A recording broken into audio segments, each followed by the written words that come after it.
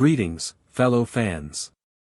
You're tuned into God of Fiction, presenting to you today, what if Lucifer Morningstar claimed Harry as his grandson and the ministry had to bow to hell? Show some love by liking and subscribing. Enjoy the story ahead. Chapter 1, The Devil Comes to Privet Drive. The summer heat on Privet Drive was the thick, suffocating kind that made the air shimmer above the pavement and drove every sensible person indoors before noon. The gardens were immaculate. The cars gleamed. The neighbors waved at each other with the particular cheerfulness of people who had collectively agreed, without ever discussing it, that nothing unusual ever happened here. Number 4 sat at the end of the lane like every other house on the street, tidy, unremarkable, aggressively normal. The only sign that something was different was the boy visible through the kitchen window, washing dishes at 7 in the morning because his uncle had decided that idle hands were the devil's playthings, and Vernon Dursley had never once appreciated the irony. Harry Potter scrubbed the pan without thinking about it. His mind was somewhere else entirely, somewhere cold and dark and echoing with the sound of Cedric Diggory saying, "Take my body back, would you?" He'd been hearing that voice a lot this summer. In the space between sleeping and waking, mostly. Sometimes in the middle of perfectly ordinary moments, like this one, when his hands were buried in soapy water and the morning light was hitting the linoleum floor in yellow squares and everything was so relentlessly, aggressively fine that the voice felt like a splinter he couldn't reach. He was 15. He had watched someone die. He had watched Voldemort come back. And the ministry was calling him a liar. The pan slipped. He caught it before it hit the sink, barely, and stood there for a moment just holding it. Outside, Dudley's friends were already gathering on the front lawn, their laughter drifting through the open window like smoke. Vernon's voice rolled out of the sitting room, deep and self-satisfied, talking to someone on the phone about numbers and projections and a very solid quarter, Martin, very solid indeed. The refrigerator hummed. The clock on the wall clicked. Harry put the pan on the drying rack and reached for the next one. He didn't notice the car at first. It was the silence that got his attention, the way Dudley's friends suddenly stopped laughing all at the same moment, which was the kind of thing that didn't happen naturally. Harry turned his head toward the window and looked out, and that was when he saw it. The car was a Rolls-Royce Silver Wraith, the color of fresh cream, with chrome fittings that caught the morning sun and turned it into something blinding. It rolled to a stop in front of number 4 with the unhurried confidence of a vehicle that had never once been stuck in traffic because traffic had always instinctively moved out of its way. The engine fell silent. For a moment, nothing happened. Then the door opened. The man who stepped out was tall, not in the way that made people duck under doorframes, but in the way that made a room feel smaller simply because he'd entered it. He wore a white suit that had absolutely no business looking that pristine in July, with a pale gold pocket square and shoes that probably cost more than the Dursleys' entire ground floor. His hair was dark and swept back with the casual precision of someone who'd had centuries to figure out what worked, and he moved across the pavement toward number 4 with a long, easy stride, his hands in his pockets, a small smile on his face as though this were the most entertaining thing that had happened to him all week. Dudley's friends parted for him automatically. Not one of them seemed to understand why. Harry set down the pot he was holding. The doorbell rang.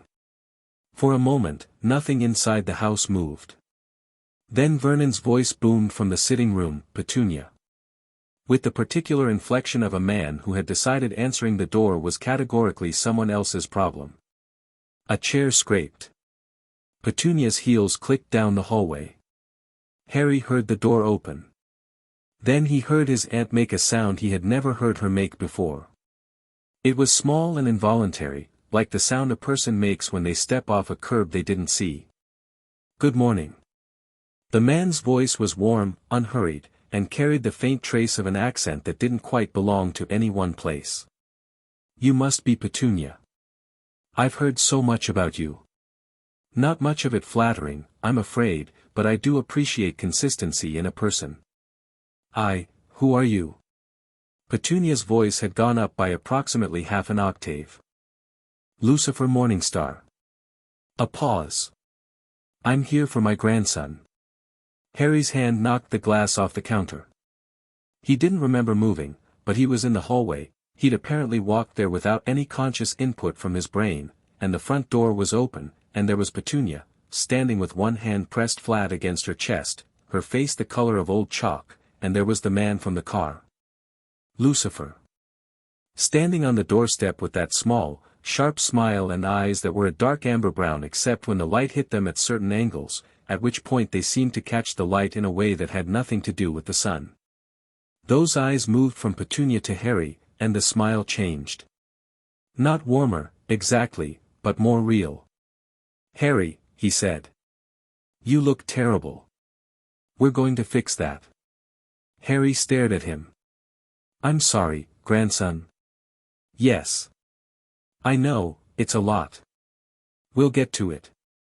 Lucifer glanced past Harry at the hallway, taking in the coat hooks and the framed photos and the complete, conspicuous absence of any image of Harry in any of them. Something moved behind his eyes that didn't match the lightness of his voice. "Is the large one home?" "Your uncle. I'd like to have a word with him." "You'd like to have a word with Vernon?" "Several words, actually. A whole conversation. The kind of conversation that leaves a lasting impression." He was already stepping past Petunia as he said it, who stumbled back automatically, making room without intending to. "Don't mind me," he said to her pleasantly, "I'll find him myself." Harry followed him. Because what else was he going to do? Vernon had apparently heard the voice and decided that whatever was happening was probably fine, because he was still in the sitting room when Lucifer walked in, still in his armchair, the newspaper open in his lap, a cup of tea balanced on the armrest. He looked up when Lucifer entered, and his face cycled through 3 distinct expressions in about 2 seconds. First, confusion. Then the particular kind of territorial affront that was Vernon's default response to anyone who walked into his house with too much confidence. Then something else, something involuntary, a flicker of something small and cold that he immediately buried under indignation. "Who the blazes are you?" Vernon demanded, already starting to rise. Lucifer looked at him for a long moment. He pulled a chair from the corner of the room, one of Petunia's good chairs, the ones that lived against the wall and were never sat in, placed it directly in front of Vernon's armchair, and sat down. He crossed his legs, settled back, and looked at Vernon Dursley the way a man looks at a crossword clue he's already solved. "My name is Lucifer Morningstar," he said. "And you've been keeping my grandson in a cupboard." "Under the stairs," Harry said, from the doorway. He didn't know why he said it. Shock, probably. "Under the stairs," Lucifer repeated, his voice going very, very even. Even better. His eyes didn't leave Vernon's face. "Now. I want you to tell me, and please, be honest, I have a remarkable ability to detect when people aren't, exactly what you thought was going to happen when you agreed to take in a child and then treated him like a particularly inconvenient piece of furniture." Vernon had gone the color of a boiled beet. "Now you listen here, I am listening," Lucifer said. "That's rather the point. I find that most people never get truly listened to. It's actually an extraordinarily useful thing to do, listening. You'd be amazed what people reveal." He tilted his head. "For example, you'd like to shout at me. You'd like to tell me to get out of your house. But you're not doing it, are you? Do you know why?" Vernon's mouth opened and closed.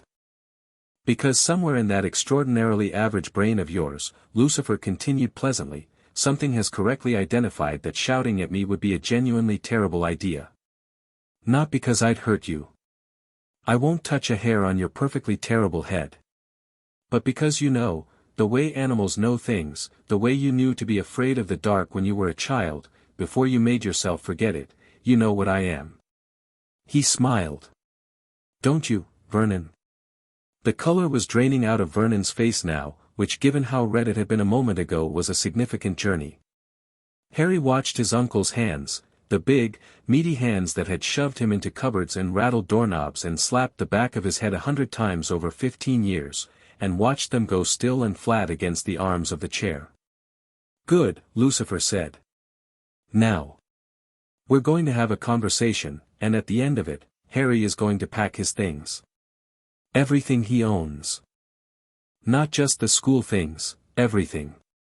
And he is going to leave this house and never come back to it.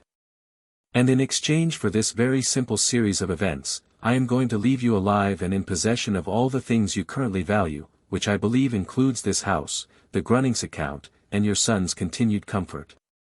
Does that seem like a fair arrangement? You can't just, Vernon started. I can, Lucifer said. Simply. Without heat. I really, genuinely can. But I'd rather not. I'm trying to be civilized about this. He glanced at Harry. Could you perhaps go and pack? I have a feeling this portion of the conversation is going to require some privacy. Harry looked at his uncle.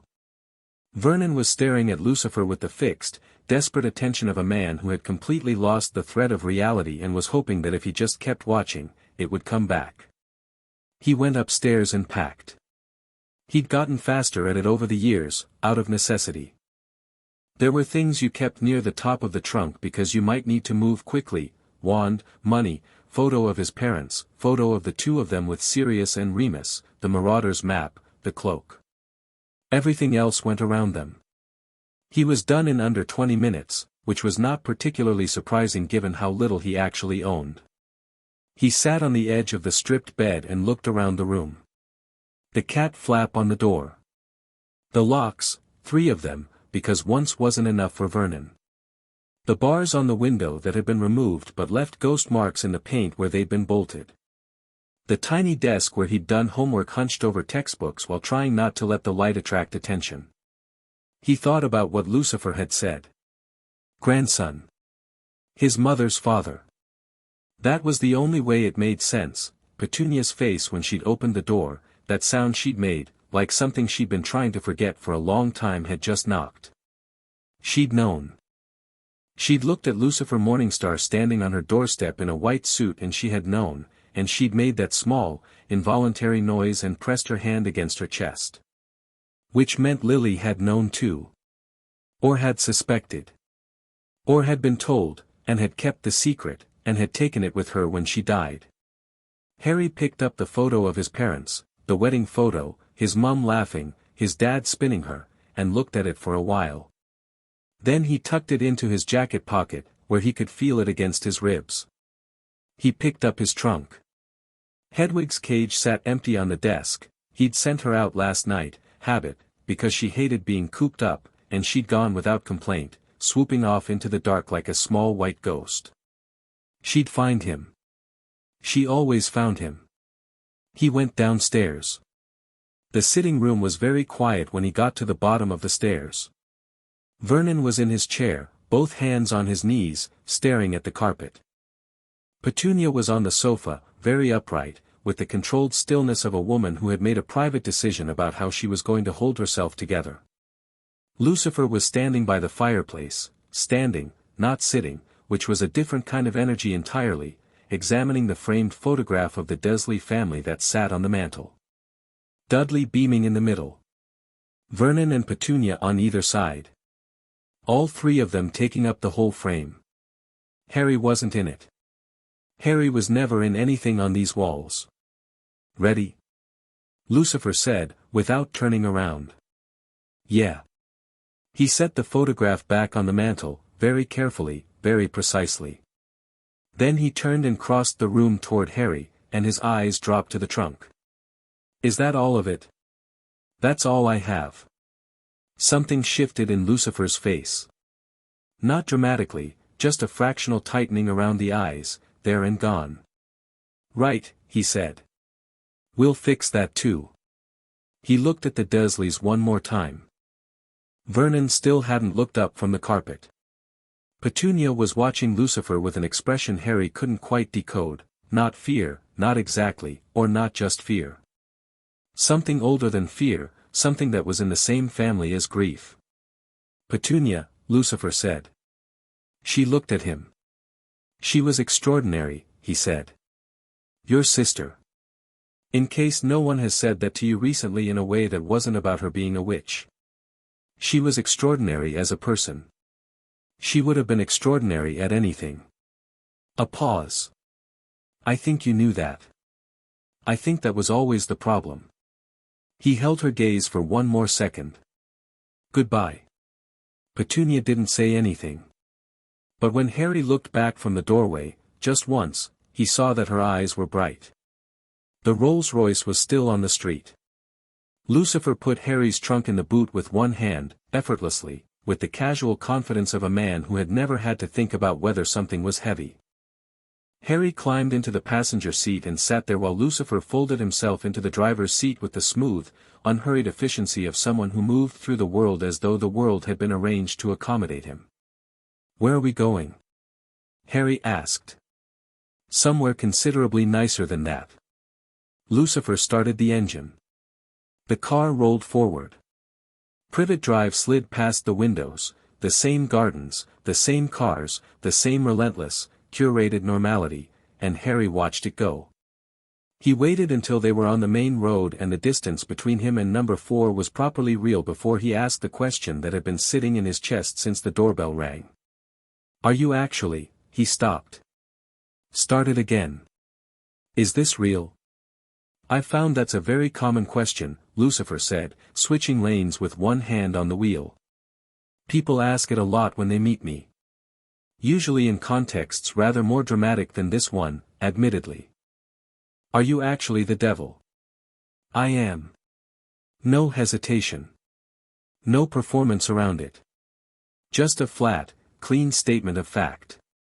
Lucifer Morningstar, the Lightbringer, Morning Star, Lord of Hell, former monarch of the infernal realm, current proprietor of Lux, that's a nightclub, in Los Angeles, very exclusive, and, as of today, your grandfather. Technically. He glanced across. How are you taking this? Harry considered the question honestly. Better than I thought I would, he said. Which is maybe concerning. Or it means you have excellent instincts. Lucifer moved the car onto a quieter road. Or you've had enough genuinely impossible things happen to you that the ceiling for what qualifies as unbelievable has shifted considerably. Both are possible. How? Harry said. How is it? How does that work? Your maternal grandfather, yes. Lily Evans was my daughter.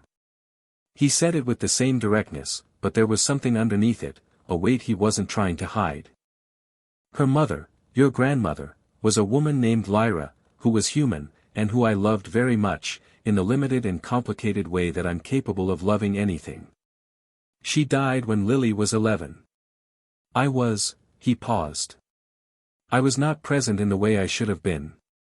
I was occupied with my own affairs, as I often am, which I'm told is one of my more significant character flaws. By the time I understood what was happening, what Lily's life had become, what she'd walked into, what she'd been caught in the middle of, it was too late. He said this without self-pity. He stated it the way you'd state a fact about geography, but his hands on the wheel were slightly too still. Did she know? Harry asked. My mom. Did she know about you? She knew she wasn't entirely human, Lucifer said. She knew her father was something other. I believe she chose not to dig deeper into the specifics because the specifics were, understandably, a great deal to absorb. He glanced at Harry again. Much like you're finding now. I'm 15, Harry said. I watched someone get murdered 2 months ago. My capacity for shock has been significantly recalibrated. He looked out the window. So I'm part celestial, Lucifer said. On the maternal side. You're 1/4 celestial. Diluted through 2 generations of human blood, but present. Quite strongly present, as it turns out. These things have a tendency to concentrate in interesting ways when they mix with other unusual bloodlines, and your father's line was unusual in its own right. He moved into the outside lane, accelerating smoothly. Which is, I suspect, one of the reasons Dumbledore made rather sure you never learned any of this. And there it was. Harry had been waiting for that name. Dumbledore knew. Dumbledore has known exactly what you are since before you were born, Lucifer said, and his voice was very, very even. He identified your mother's nature when she was a student. He understood what the combination of her blood and your father's would produce. And he made a series of decisions based on that understanding that I find, he paused, appearing to select his next word with care, unconscionable. He kept me in that house, Harry said. He kept sending me back there. He kept you small, Lucifer said. There's a difference, and it matters. He didn't just keep you in an unpleasant domestic situation. He kept you unaware, underpowered, psychologically diminished. He needed you afraid. He needed you dependent. A boy who knew what he was, who had family who would fight for him, that boy is not controllable. And Dumbledore needed a weapon he could aim. The word weapon landed like a stone in still water. Harry had heard it before, variations of it, suggestions of it, but hearing it said plainly, without softening, in broad daylight while the English countryside rolled past the windows, made it suddenly and completely real. He's going to be a problem, Harry said. He is, Lucifer agreed. But he's not today's problem. Today's problem was getting you out of that house, which we've done. Today's secondary problem is getting you somewhere safe and comfortable and fed, because you look like you haven't had a decent meal since April. He glanced over. Do you like steak? Harry blinked. What? Steak. It's a straightforward question. Yes. I've had it twice in my life. Excellent, Lucifer said. We're going to address that immediately. They drove for another hour. The English countryside gave way to London gradually, suburbs first, then density, then the particular organized chaos of the city proper, where buildings pressed close and the streets had logic only a native could parse and the sky appeared in slices between rooftops. Harry watched it all through the window. He'd been to London before, obviously, the Leaky Cauldron, Diagon Alley, King's Cross, but always with a destination already in mind, always moving through the city rather than seeing it. Now, sitting in a cream-colored Rolls-Royce with the devil, he found himself actually looking. Lucifer navigated without appearing to navigate, moving through traffic with the relaxed certainty of someone who'd had the route memorized for years. He put on music at some point, Chopin, of all things, one of the nocturnes, which was not what Harry would have predicted, and they rode in a silence that was, surprisingly, not uncomfortable. Harry had about 600 questions and he was letting them arrange themselves into an order that made sense before he started asking them. Eventually the car turned off a broad street into something narrower, then into a private car park beneath a building that was very clearly not a hotel but had the particular quality of expensive buildings that made them feel as though they were slightly separate from the rest of the city. The car stopped. Lucifer got out. Harry got out. The trunk came up from the boot with the same one-handed ease. This is the London apartment, Lucifer said.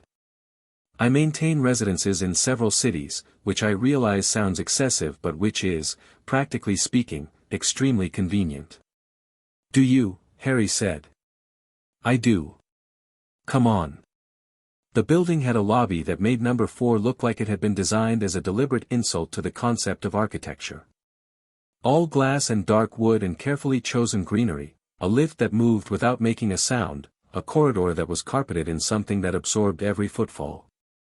Lucifer led him to a door at the end of the corridor and opened it, and Harry walked into a flat that was significantly larger than any flat had a right to be, all high ceilings and floor-to-ceiling windows that looked out over the city, the dome of St. Paul's visible on the right-hand side in a way that suggested the position had been chosen specifically for that view. There was actual artwork on the walls. Not prints. Actual paintings, the kind with texture, the kind where you could see the brushwork. Your room is through there, Lucifer said, gesturing toward a corridor. Second door on the left. Bathroom is en suite. I had the housekeeper put together some basics in the wardrobe, we'll get you properly outfitted tomorrow. Are you hungry? Harry looked around the flat, then back at Lucifer. Can I ask you something? You can ask me anything, Lucifer said. I'll even answer most of it. Why now? Harry said. If you knew what was happening, the Dursleys, Dumbledore, all of it, why now? Lucifer set the trunk down at the entrance to the corridor. He didn't answer immediately, which was itself an answer of a kind, because Harry had already figured out that Lucifer was not a man who paused due to uncertainty about what to say but only due to decisions about how to say it. Because I was selfish, he said finally. Because I was in Los Angeles running my club and conducting my business and telling myself that the magical world was a separate category of problem that would resolve itself, and that Lily had chosen her path knowingly, and that her children were being cared for. He met Harry's eyes directly. Then I started paying actual attention. And what I found was that a child I had allowed to be born without ever introducing himself was living in a cupboard under some stairs and being systematically prevented from understanding his own nature, and I found that I was, he paused again, considerably more affected by that than I expected to be. Given that I have historically not been celebrated for the warmth of my paternal instincts. You have other kids? That's a conversation for another time, Lucifer said. Tonight, you eat and you sleep. Tomorrow, we talk. All of it, properly, with time to process things between revelations rather than stacking them all on top of each other. Does that work? Harry thought about it. He thought about Privet Drive. He thought about the locks on his door and the cat flap and the bars on the window. Yeah, he said. That works. Good. Lucifer moved toward the kitchen. Steak, then. I'm told I cook remarkably well for someone who technically runs an establishment with a full kitchen staff. You cook. I contain multitudes, Lucifer said, without looking back, and there was something in his voice that might, in a different person, have been described as warmth. Harry stood in the kitchen doorway later and watched Lucifer cook with the focused efficiency of someone who genuinely enjoyed it, moving between the stove and the chopping board with the same unhurried confidence he applied to everything else. The kitchen was properly equipped in a way that suggested it was actually used, which was not something Harry had expected. He'd expected luxury. He hadn't expected domesticity. Tell me about your friends, Lucifer said, without looking up from what he was doing. The ones Dumbledore hasn't managed to turn against you yet. Ron and Hermione, Harry said immediately. They wouldn't, I didn't say they would. I said yet. Dumbledore is patient and persuasive and genuinely believes he's acting for the greater good, which makes him more dangerous than someone who knows they're the villain. He glanced up. What are they like? Harry thought about it. Ron is loyal. Sometimes to a fault. He gets jealous sometimes, which doesn't always go well, but when it matters he always comes through. Hermione is brilliant, like actually brilliant, and she has a compass that points true north even when everyone else's has gone sideways. He paused. She's going to have a lot of questions about this. I'd expect nothing less from a brilliant person. Lucifer set a plate in front of him, steak, properly rested, with roasted vegetables and something that smelled extraordinary. Tell me about Voldemort. The name didn't make him flinch the way it used to. Progress, Harry supposed. He came back 2 months ago. Proper body, proper resurrection, the full thing. He's building his forces, the ministry is pretending it isn't happening because the alternative requires them to admit they were wrong about him being gone, and Dumbledore is doing, he stopped. Dumbledore is doing something. I don't know what. He's being very careful to keep me on a need-to-know basis about my own life. Lucifer said. It wasn't a of agreement. It was the sound of someone who has just confirmed something they already suspected. You have a plan, Harry said. I always have a plan. He sat down across from Harry and picked up his own fork. Eat first. Then I'll tell you some of it. Harry ate. He cleaned the plate in a way that was slightly embarrassing given the quality of the cooking, but Lucifer said nothing about it, which was either tact or a decision not to acknowledge something that would require acknowledging the Dursleys again, and Harry was grateful either way. Right, Lucifer said, when the plates were clear. Here is what happens next. Tomorrow, I am going to send correspondence to Albus Dumbledore informing him that you are in my care and will not be returning to Privet Drive. I am also going to send correspondence to the Ministry of Magic. The Ministry is going to lose their minds, Harry said. I'm counting on it, Lucifer said. I want them off balance. A minister for magic who is actively suppressing the return of a Dark Lord and simultaneously persecuting a 15-year-old boy for telling the truth does not deserve the luxury of feeling comfortable. He met Harry's eyes. I am also going to have a conversation with several people who are going to be very useful over the next few months. There are individuals in both the magical world and the non-magical world who are aware of what I am, and their awareness translates into a certain kind of leverage that I intend to use. And Voldemort? Harry said. Voldemort, Lucifer said, the name sitting in his mouth with mild distaste rather than the weight most people put around it, is a problem I'm not ignoring, but he is a problem of a particular kind. He's a man who made himself monstrous in pursuit of immortality and is now discovering that immortality without power over the things that actually matter is rather hollow. He tilted his head. He is afraid of death. I am death's employer.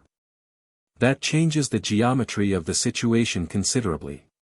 Harry sat with that for a moment. Then he said, what am I? Actually, specifically. You said 1/4 celestial. What does that mean for, what I can do? What I am? Lucifer looked at him. In the kitchen light, his eyes were simply dark, human, ordinary, and then the light shifted slightly and they were not any of those things. It means, he said, that you have access to abilities that have nothing to do with a wand and everything to do with what lives in your blood. The wizarding world gave you a very particular education about what magic is and where it comes from and how it works. Much of what they told you is true. Some of it is a ceiling they painted over your head and called the sky. And the abilities? Will come, Lucifer said. They've been there all along, actually. You've been using them without knowing what they were. The things that shouldn't have worked. The times things happened around you that had no technical explanation even within magic's own rules. He raised an eyebrow. The basilisk, for instance. Harry went still. What about the basilisk? Parseltongue is not a gift Voldemort transferred to you via a failed killing curse, Lucifer said.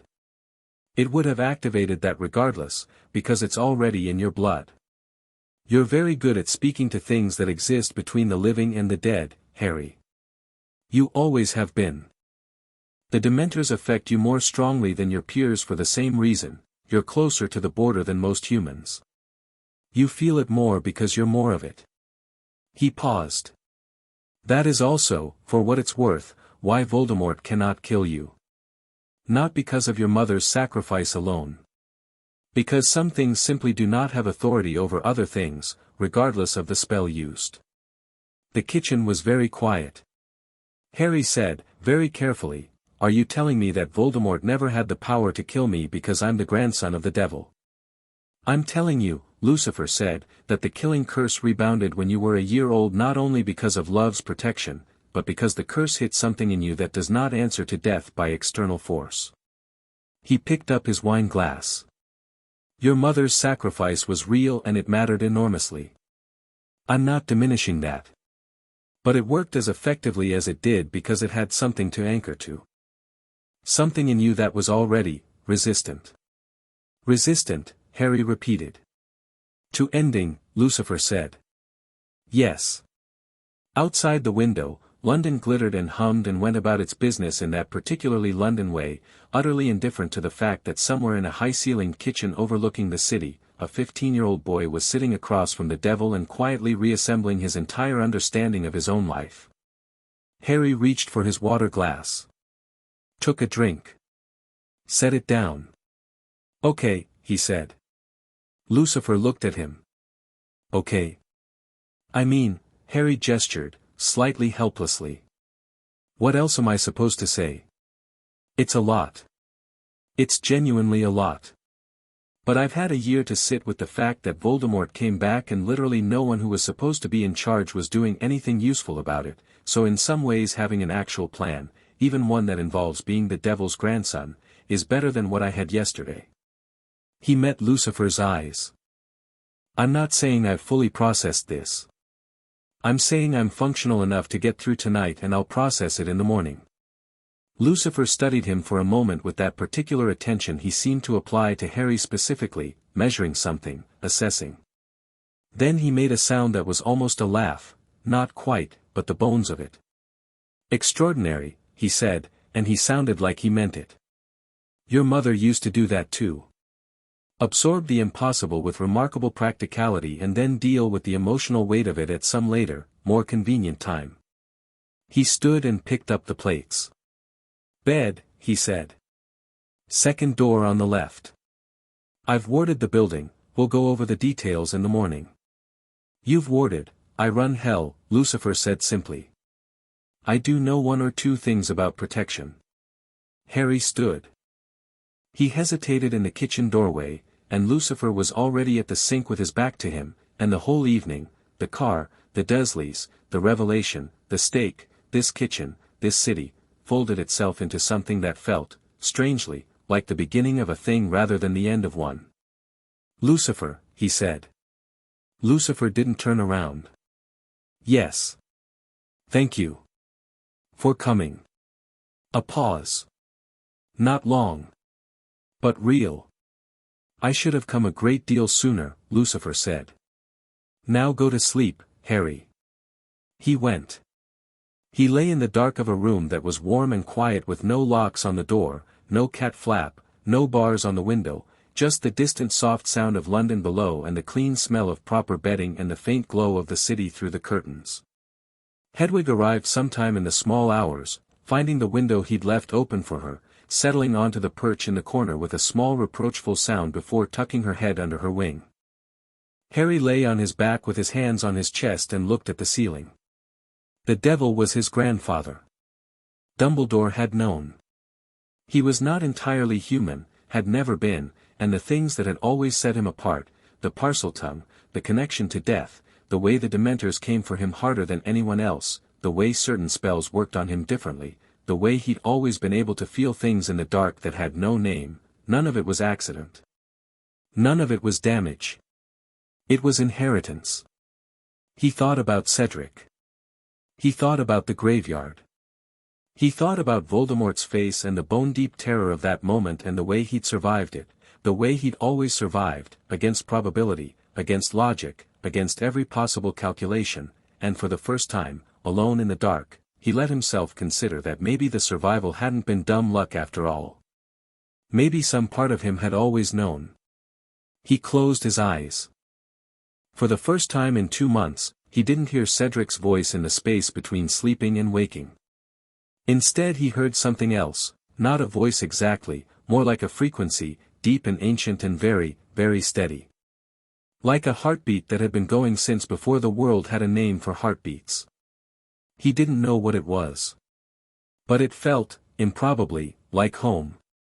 Chapter 2, What Hell Looks Like in a White Suit. Harry woke up to sunlight and the smell of coffee.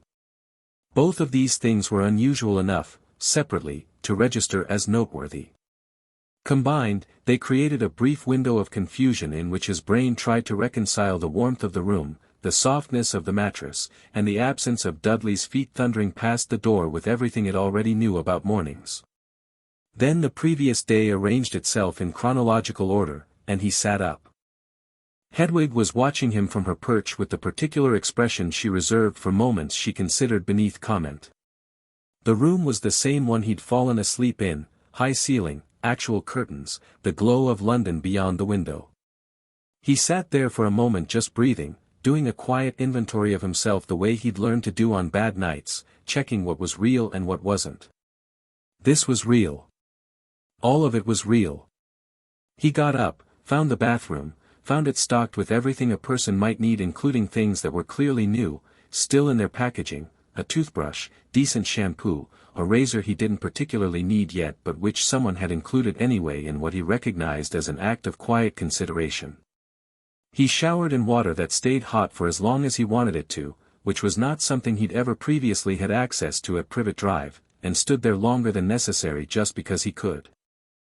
When he came out, dressed in yesterday's clothes because yesterday's clothes were all he had until Lucifer's promised shopping trip, he followed the smell of coffee down the corridor and found Lucifer in the kitchen. He was dressed already, another suit, this one a deep charcoal gray with a black shirt, the kind of put together that suggested he'd never once in his existence woken up looking anything other than exactly as he intended to look. There was a pot of coffee on the counter and eggs in a pan and a broadsheet newspaper folded on the table, the non-magical kind, open to the business section. "Good morning," Lucifer said, without looking up from the pan. "Sit. There's coffee." Harry sat. He poured himself coffee and wrapped both hands around the mug and watched Lucifer move around the kitchen with the same unhurried efficiency as last night, like someone who had decided that domesticity was a performance worth giving his full attention. "Did you sleep?" Lucifer asked. "Yeah," Harry said, and it was true, and it was still slightly surprising. "Actually slept." Lucifer set a plate in front of him, eggs, toast, grilled tomatoes, the full architecture of a proper breakfast, and settled across from him with his own coffee. He didn't eat, Harry noticed. Just coffee, black, in a cup that he held like he was warming his hands, except the warmth was clearly incidental. "Questions," Lucifer said. "You've had 8 hours to let them accumulate. Let's hear them." Harry picked up his fork. "How does it work?" "The celestial thing, the bloodline. What does it actually mean day to day?" "Less than you might think, and more than you currently know," Lucifer said. "Most of the time it means nothing visible. You're not going to sprout wings, are you going to sprout wings?" "I have wings, yes. I simply choose not to deploy them in London apartments. The neighbors have enough to manage." He set his coffee down. "The practical effects of your inheritance are these: your core is significantly more durable than a standard human's, magically speaking. Spells that would break a fully trained wizard's defenses will find you harder to crack than expected. Your intuitive magic, the kind that operates beneath conscious thought, the kind you use in emergencies, draws on a deeper well than anything the wizarding world's curriculum would account for. And your senses, particularly around death and intent, are heightened in ways that should, in retrospect, have been a flag to anyone paying attention." "Dumbledore was paying attention," Harry said. "He was." Lucifer's voice was even. "Which brings us to one of today's conversations. How much do you actually know about what he's done?" Lucifer reached beside him and produced a folder, manila, ordinary, except that when he opened it the documents inside were a precise and comprehensive record of events spanning 15 years. Not ministry documents. Not anything with an official header. These were gathered intelligence, dense and specific, the kind of detail that came from sources inside multiple institutions. Harry looked at the top page. Dates. His dates.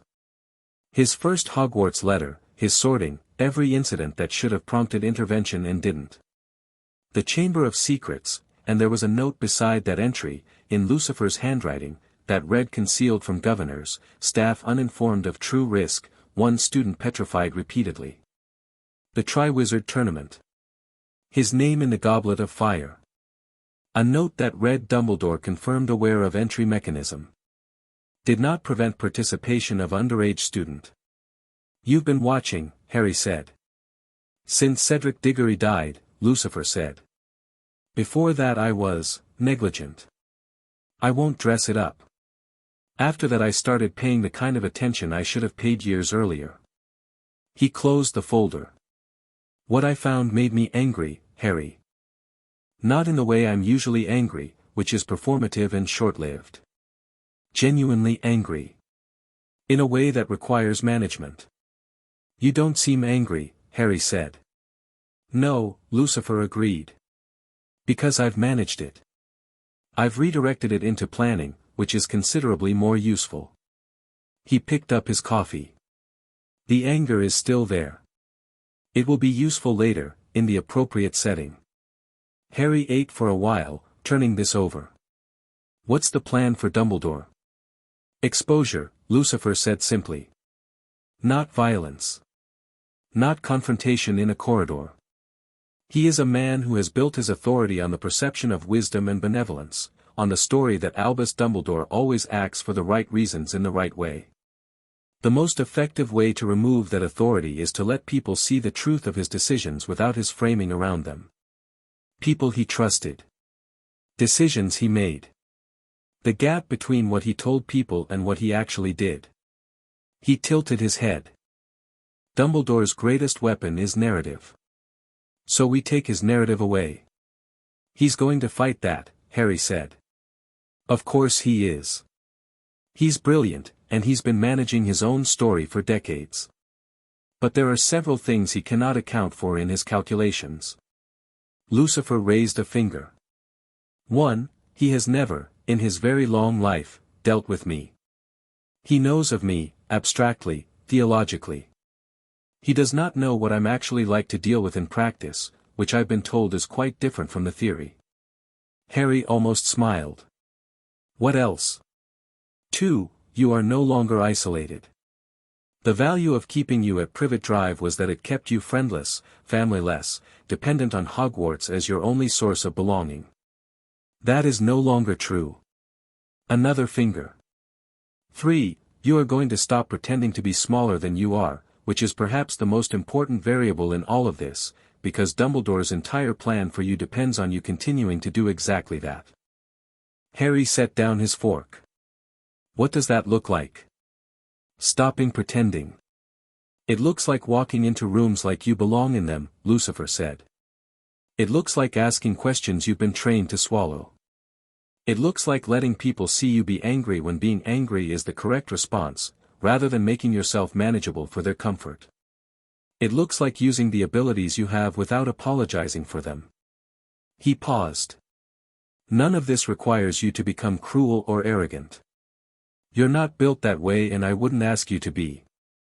But there is an enormous distance between cruelty and simply refusing to be diminished, and you've been living at the wrong end of that distance for most of your life. Harry sat with that for a moment.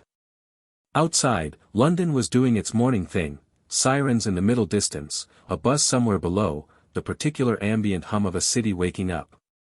The coffee was very good. The kitchen was very quiet. Okay, he said. The ministry. What happens when we contact them? Lucifer smiled. It was the particular smile he'd had on Privet Drive, the one that made the air feel slightly changed. That is where things become interesting. The letter to Dumbledore was written first. Lucifer sat at the desk in the study, a room Harry had glanced into and then spent a long moment actually looking at, because the shelves went floor to ceiling and held a combination of books that had no right to be next to each other, ancient illuminated manuscripts beside modern philosophy beside what appeared to be actual first editions of things that should not have survived, and wrote by hand, with a fountain pen, in a script that was precise and unhurried. Harry sat in a chair across the desk and read it when it was done. It was 3 paragraphs. It was polite in a way that was somehow more unsettling than open aggression. It informed Albus Dumbledore that Harry James Potter was now in the care of his maternal grandfather, Lucifer Morningstar, and would not be returning to number 4 Privet Drive.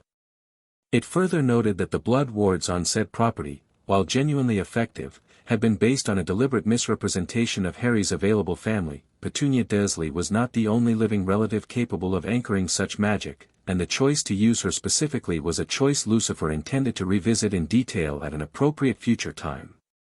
The letter concluded by expressing an interest in meeting at Dumbledore's earliest convenience, in a setting of his choosing, to discuss the arrangement of Harry's ongoing education and certain other matters that were, the letter said, long overdue for sunlight.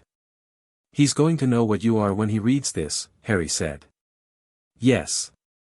Doesn't that give him time to prepare?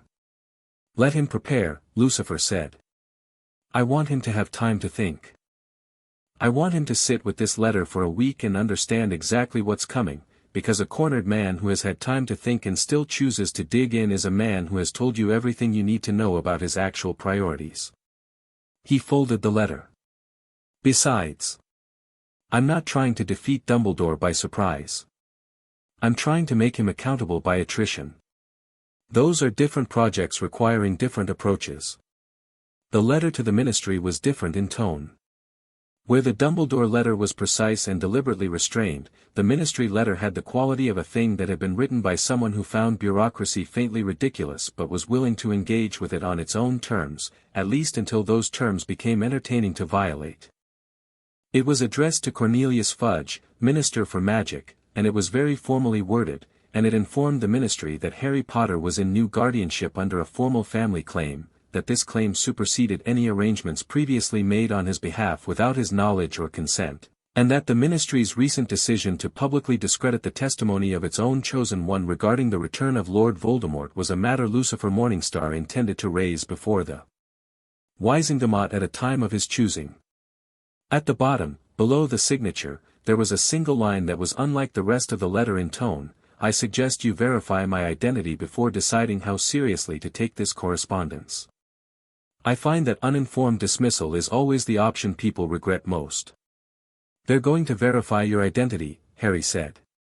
"They are," Lucifer agreed. "And whoever they send to do it is going to have a very educational afternoon. Can I be there?" Lucifer looked at him. "You're going to be present for all of it," he said. "That's rather the point. You don't stand behind me while I deal with things on your behalf. You stand next to me and watch how it's done. And then you do it yourself." Harry thought about this, about the difference between being protected and being taught to protect yourself, the difference between a shield and armor. "Right," he said. "When do we send them?" "Today."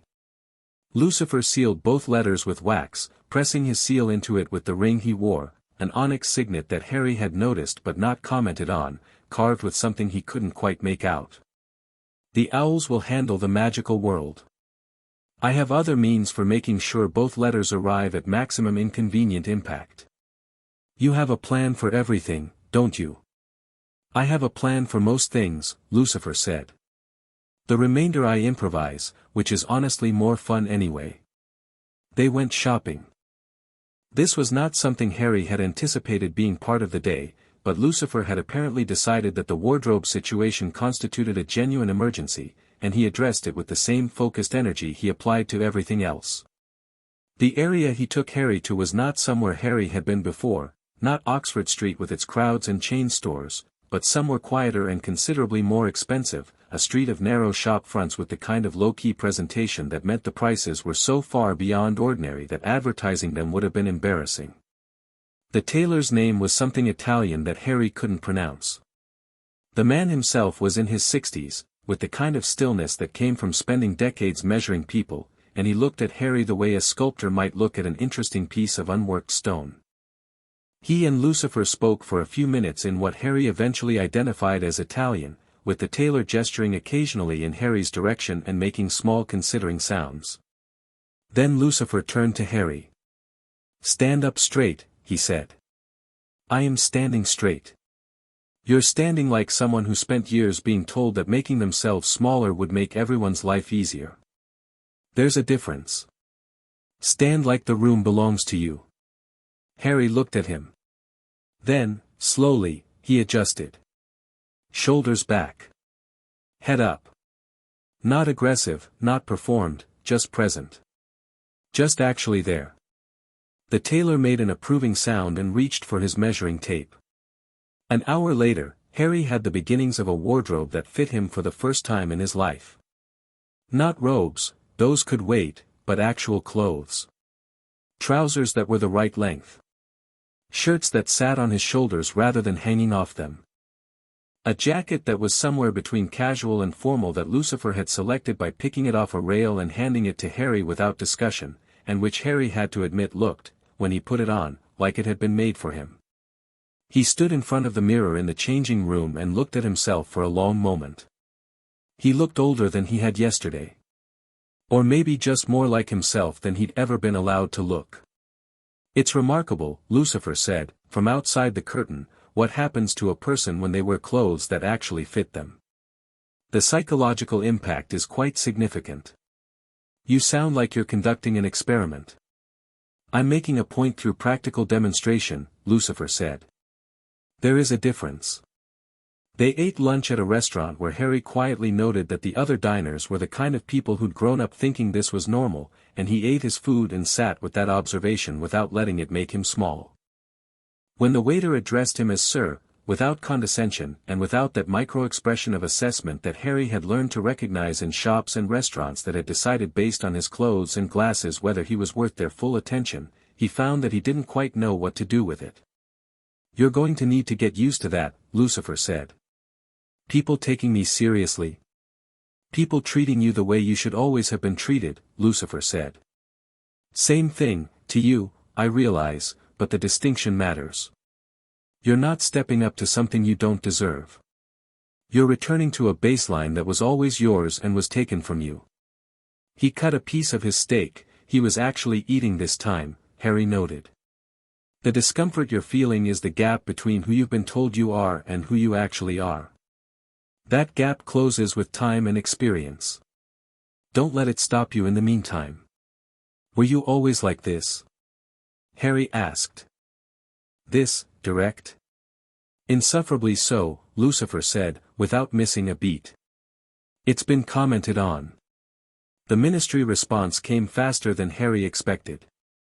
They were back at the apartment that afternoon, Harry working through what Lucifer had given him, a combination of books, not textbooks but something more specific, covering the history of magical bloodlines and celestial theory in a way that Hogwarts had never touched, when Lucifer's head came up like he'd heard something.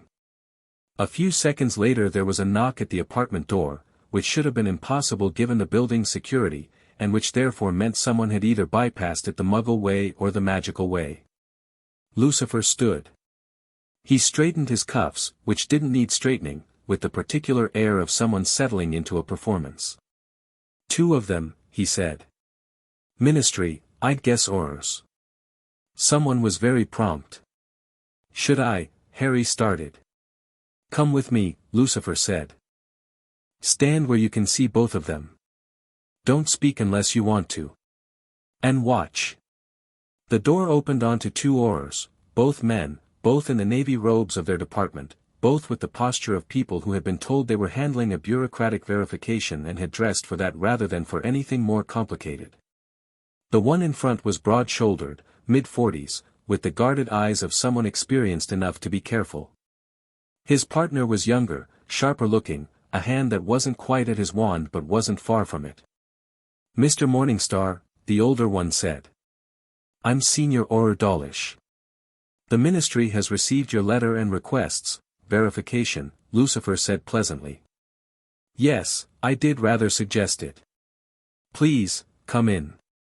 The way he said come in was not a question. The way Dawlish crossed the threshold suggested he was aware of that. The younger Auror came in behind him, doing a quick professional scan of the room, exits, occupants, hazards. His eyes landed on Harry and widened fractionally. "Potter," he said, before he could stop himself. "Hello," Harry said. "Mr. Potter is here voluntarily and is not in need of ministry intervention," Lucifer said, moving to stand in the center of the room with a natural ease that made both Aurors' positioning suddenly look slightly uncertain. "He is in my care under a formal family claim which you are welcome to verify through whatever channels the ministry considers authoritative. What else did you need?" Dawlish was doing the thing people did, Harry noticed, looking at Lucifer, looking away, looking back. Unable to quite pin down what it was that made looking at him feel like looking at something that required more cognitive resources than ordinary people watching. "We need to establish the nature of your claim," Dawlish said, keeping his voice professionally even. "A family claim of this kind requires documentation?" Lucifer said. "I have documentation. In fact, I have something better than documentation. I have the truth, which is in my particular case considerably more binding." He tilted his head at Dawlish with the expression of a man who found this mildly entertaining. "Tell me, Auror Dawlish, what do you actually want? Not the ministry's official position on why you're here. What do you want from this conversation?" Dawlish blinked. The ministry wants confirmation that Mr. Potter is safe and that this arrangement is, that's the ministry's position," Lucifer said. "I asked what you want." There was a pause. The younger Auror was watching Dawlish with a slightly uncertain expression, like a man whose senior partner had just stepped onto ice of unknown depth. "I want to know that the boy is all right," Dawlish said, after a moment. Stiffly. "But honestly." "There it is," Lucifer said approvingly. "That's considerably more useful." "And the answer is yes, he's all right, better than he was yesterday, considerably better than he's been for the last 15 years, and improving. Does that satisfy your actual concern?" Dawlish looked at Harry. Harry looked back at him, with the particular even attention he'd been practicing since breakfast, not aggressive, not performing, just present and real and not making himself smaller for anyone's comfort. "He looks fine," Dawlish said. "He is fine," Harry said. "For the first time in a while, actually." The younger Auror, who clearly had less practice at schooling his face, had the expression of someone who'd come in to do a welfare check and found the situation more complicated than briefed. Lucifer moved to the desk, opened a drawer, and produced a document that he handed to Dawlish with the ease of someone who had prepared for this exact moment. "The formal claim documentation," he said. "You'll notice it includes certification from both the Wizarding Registry of Blood Lineage and from certain other authorities I suspect your ministry is not in the habit of consulting but whose validity you are not in a position to dispute." He let Dawlish look at it. Watched his eyes move down the page. Watched the point where they stopped. "Ah," he said. "You've reached the part that surprises people." Dawlish looked up from the document. He looked at Lucifer with an expression that had moved past professional caution into something more fundamental, the look of a man recalibrating. "This says, yes," Lucifer said. I am." A beat of silence. "And Mr. Potter is, my grandson." "Yes." Another beat. "I'm going to need to take this back to the ministry," Dawlish said. His voice was still steady, which Harry thought was genuinely impressive. "Of course you are," Lucifer said. "Please give Minister Fudge my regards. Tell him I look forward to our meeting. Tell him also that the way he chooses to respond to this information will tell me a very great deal about the kind of man he is, and that I keep very careful notes." He smiled. "And do tell your people who are undoubtedly monitoring this building that they're welcome to keep watching. I have nothing to hide. I find transparency to be enormously effective." Dawlish looked at the document one more time. He folded it with the precise, slightly mechanical movements of someone operating on autopilot. Then he looked at Harry. "Potter," he said. "If you need anything, he has my number," Lucifer said pleasantly. After the door closed behind them, Harry stood for a moment in the silence of the apartment. Then he said, "The document. What did it say?" "At the part where he stopped." Lucifer picked up his coffee. "The full name and nature of your maternal grandfather, verified under infernal contract, with appropriate signatures." He sipped. It also included a reference to a very specific precedent in wizarding family law from 1342 that establishes the legal primacy of blood claim over guardian appointment in cases where the blood claimant is of a standing no wizarding institution can supersede. He smiled at Harry's expression. "I have a lawyer. Several, in fact. Some of them are very old." "How old?" "Older than the ministry," Lucifer said simply. "Older than English common law. Old enough to be very, very thorough." That evening, with London going golden outside and Harry cross-legged on the sitting-room floor surrounded by the books Lucifer had given him, Amenadiel arrived. Harry heard him before he saw him, or rather he heard the change in the apartment's quality, the way the air shifted, the way the room seemed to take a breath.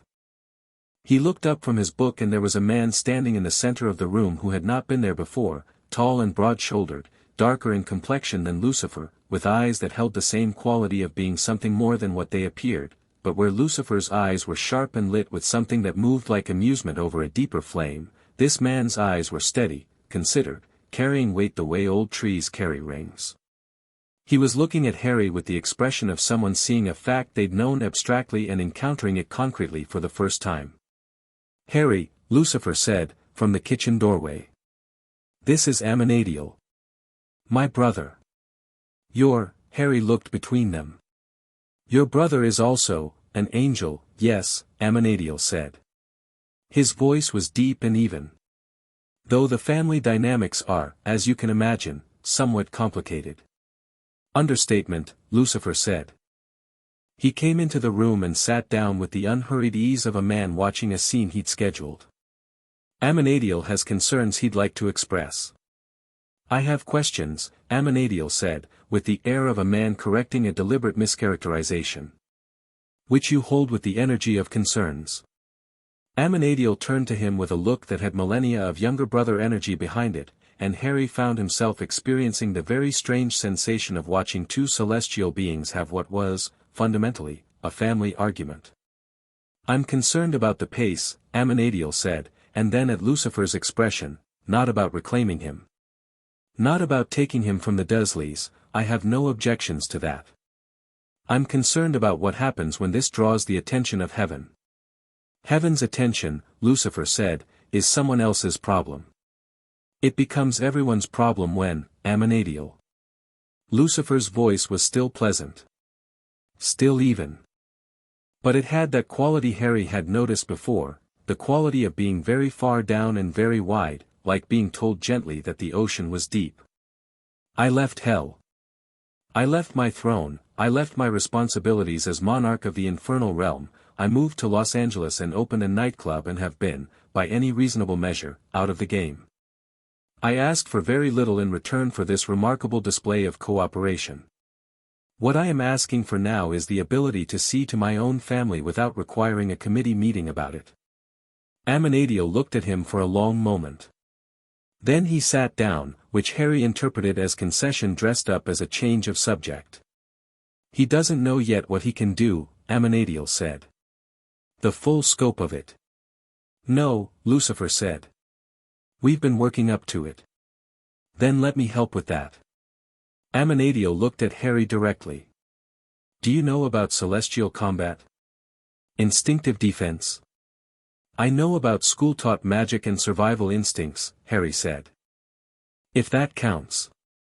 It counts as a foundation, Amenadiel said. It's not sufficient for what you may need. He looked at Lucifer. Agreed?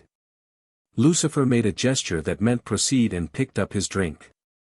What I'm going to tell you, Amenadiel said to Harry, is going to sound either obvious or impossible depending on which framework you apply to it. Try not to apply either one and just listen. He leaned forward, elbows on his knees. Your celestial nature is not separate from your magic. It is not underneath it or above it or beside it. It is the same thing, expressed through different inherited frameworks. When you perform magic, you are drawing on the same source that I draw on when I do what I do, and that Lucifer draws on. The mechanics look different because the bloodline has passed through 2 generations of human magical inheritance, but the source is identical. Harry turned this over. So when Dumbledore talks about magical cores, he is describing a real thing in an incomplete way, Amenadiel said. Your core is what every human magical person has, yes. But underneath that, or threaded through it, the metaphor isn't quite right in 3 dimensions, there is something that predates the categorization of magic as a discipline. Something that doesn't care about wand movement or incantation. The intuitive magic you mentioned, Harry said to Lucifer. Yes, Lucifer said.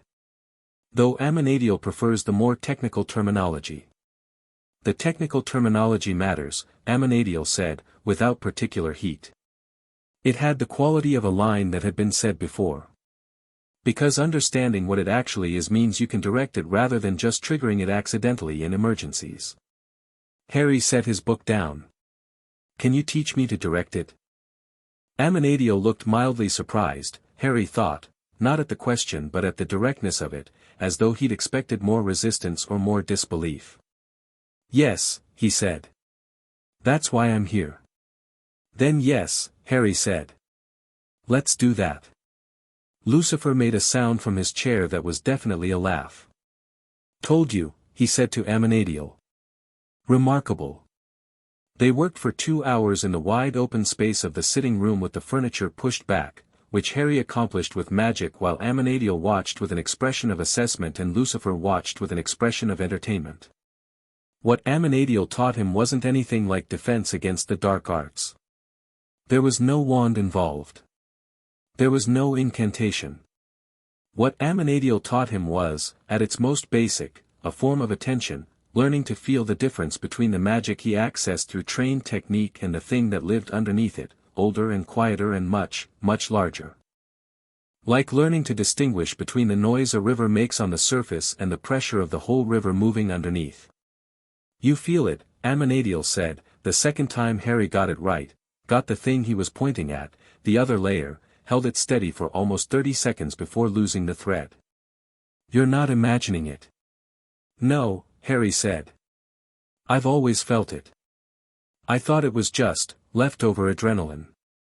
Or panic.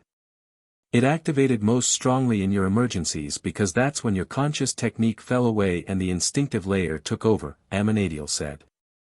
The basilisk. The dementors. Your encounter in the graveyard. He paused. You repelled the Imperious curse, I believe. 4th year, yeah. Moody, Crouch, whoever he was, had us practice. I just, did it. He seemed surprised. Everyone should have been extremely surprised, Amenadiel said. A fully trained wizard struggles with that. A 4th year who does it on the first try is doing something that does not have an explanation within the standard framework. He looked at Harry steadily. Your grandfather has been calling it resistance. What it actually is, at its most precise, is authority. You have a degree of natural authority over your own will and your own life force that overrides external magical compulsion. It's not something that can be taught. It is simply in you. Harry sat with that. The sitting room was quiet. Lucifer had picked up a book at some point and appeared to be reading, but Harry noted that he hadn't turned a page in the last half hour. Voldemort used the killing curse on me, Harry said. When I was a year old. Lucifer said the rebound wasn't only my mother's sacrifice. Amenadiel was quiet for a moment. No, he said. It wasn't. He glanced at Lucifer, who had not looked up from his not reading. The killing curse is, in essence, an act of authority. One will asserting absolute dominion over another life. The reason it cannot be blocked by conventional magic is that it operates on a level below spellwork. It's a direct attack on the essence, not the body. He looked back at Harry. When it struck you, it encountered an essence that has its own authority. A level of authority that is, difficult to overstate. And it rebounded not because it was blocked but because it was, refused. At the most fundamental level. Your mother's love provided the specific magical anchor, the protection she invoked with her sacrifice. But it anchored to something that could hold it. Another child might not have held it, even with the same sacrifice given. Harry was very quiet for a while. Voldemort doesn't know this, he said, finally. No, Amenadiel said. He knows you survived. He has theories. None of them are correct. What happens if he uses the killing curse on me again? Now. With what you're describing. Amenadiel looked at him steadily. Theoretically. The same thing. With the difference that you are no longer an infant and the authority in your blood has had 15 years of conscious and unconscious development and you are sitting here actively learning to access it. He paused. I would not recommend testing that theory in practice. Obviously not, Harry said. But it's useful to know. It is, Amenadiel agreed. It informs how you carry yourself in the situations you are going to walk into over the coming months. Which brings me to my actual concern, he looked at Lucifer. Which I would like to be allowed to express now without it being characterized as hand-wringing. Lucifer turned a page. Go ahead. The ministry, Amenadiel said. Fudge. This escalates quickly once that letter sits in front of him and he understands what it means. He is a man who responds to threats he doesn't understand by throwing institutional power at them. He will attempt to use the Wisengamot, he will attempt to use legal mechanisms, and when those fail he will, when they fail, Lucifer said, we will already be in the room. We will have been there first. And the Wiesingdomot is going to have a very instructive experience of discovering the limits of its own jurisdiction. He finally looked up from his book. I didn't come here to fight Fudge's bureaucracy, Amanadiel. I came here to make it irrelevant. Those are different things requiring different preparations. And Dumbledore's response to your letter? I expect we'll hear from him within 3 days, Lucifer said. He'll want to meet. He'll frame it as concern for Harry's welfare. He'll try to be in the room before Harry and I have consolidated our approach, which he won't manage, because I've already consolidated it. He met Harry's eyes. We are not going to that meeting on his terms or on his timeline. We're going to invite him here, on ours, after Harry has had a week to understand himself better. At which point the meeting will be very different from what Dumbledore is expecting. You're confident, Amanadiel said. I'm accurate, Lucifer said. There's a difference. Amanadiel sat back. He looked at Harry with the same careful, measuring attention as when he'd arrived. How are you? He asked. Not as a pleasantry. As an actual question. Harry thought about it honestly. I'm processing, he said. It's a lot. 15 years of one story getting replaced by a different one in 48 hours, and the new one is simultaneously better and also means that people I trusted were actively, he stopped. Steadied. It's a lot. But I'm not falling apart over it. You're angry, Amanadiel said. Yes, Harry said. But the anger's useful. It's not making me stupid. Amanadiel looked at Lucifer. Something passed between them, not words, just a look, the particular wordless language of people who have known each other for a very long time. Lily would have liked you, Amanadiel said to Harry, quietly. Harry looked at him. Did you know her? I knew of her, Amanadiel said. Lucifer spoke of her. In his own way, in the limited way he spoke of things that mattered to him. I knew she was remarkable before I knew anything else about her. Harry looked at Lucifer, who had returned to his book with slightly more attention than before. She was, Harry said. Everything I've been told about her, even from people who weren't trying to be kind about it, she comes out remarkable. Good genetics, Lucifer said, to the page. Harry laughed. It came out of nowhere, sudden and real, and it surprised him with its own existence. Amanadiel looked between them with the careful expression of someone filing away something important.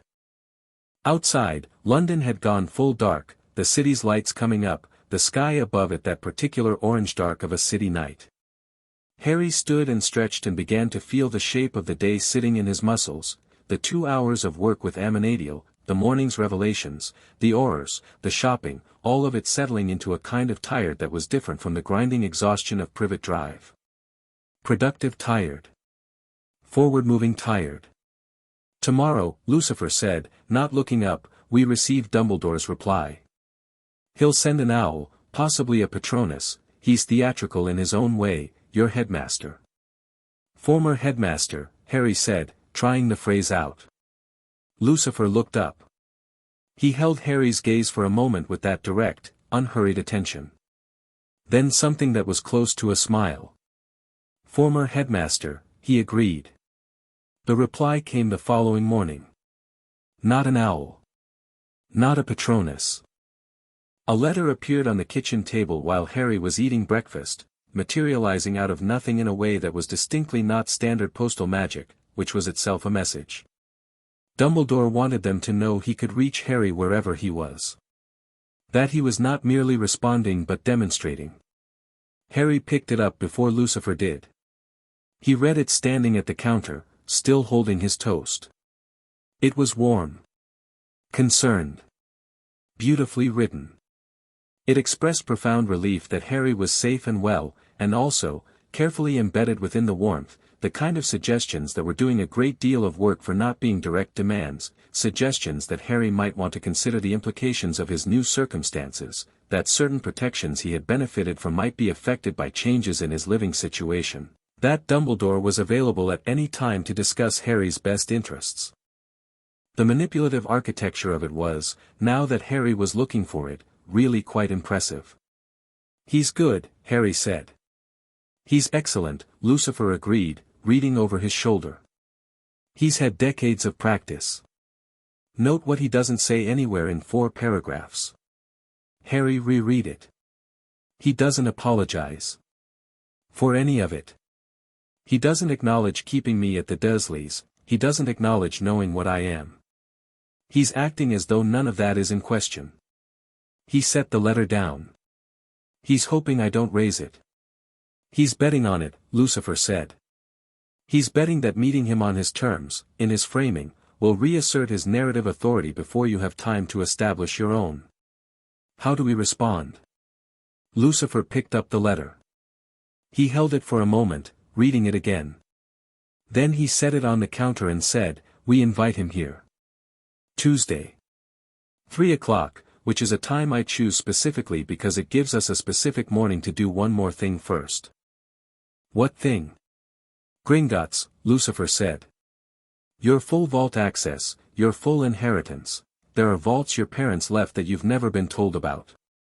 I want you to know exactly what you have before you sit across from a man who has been relying on the fact that you don't."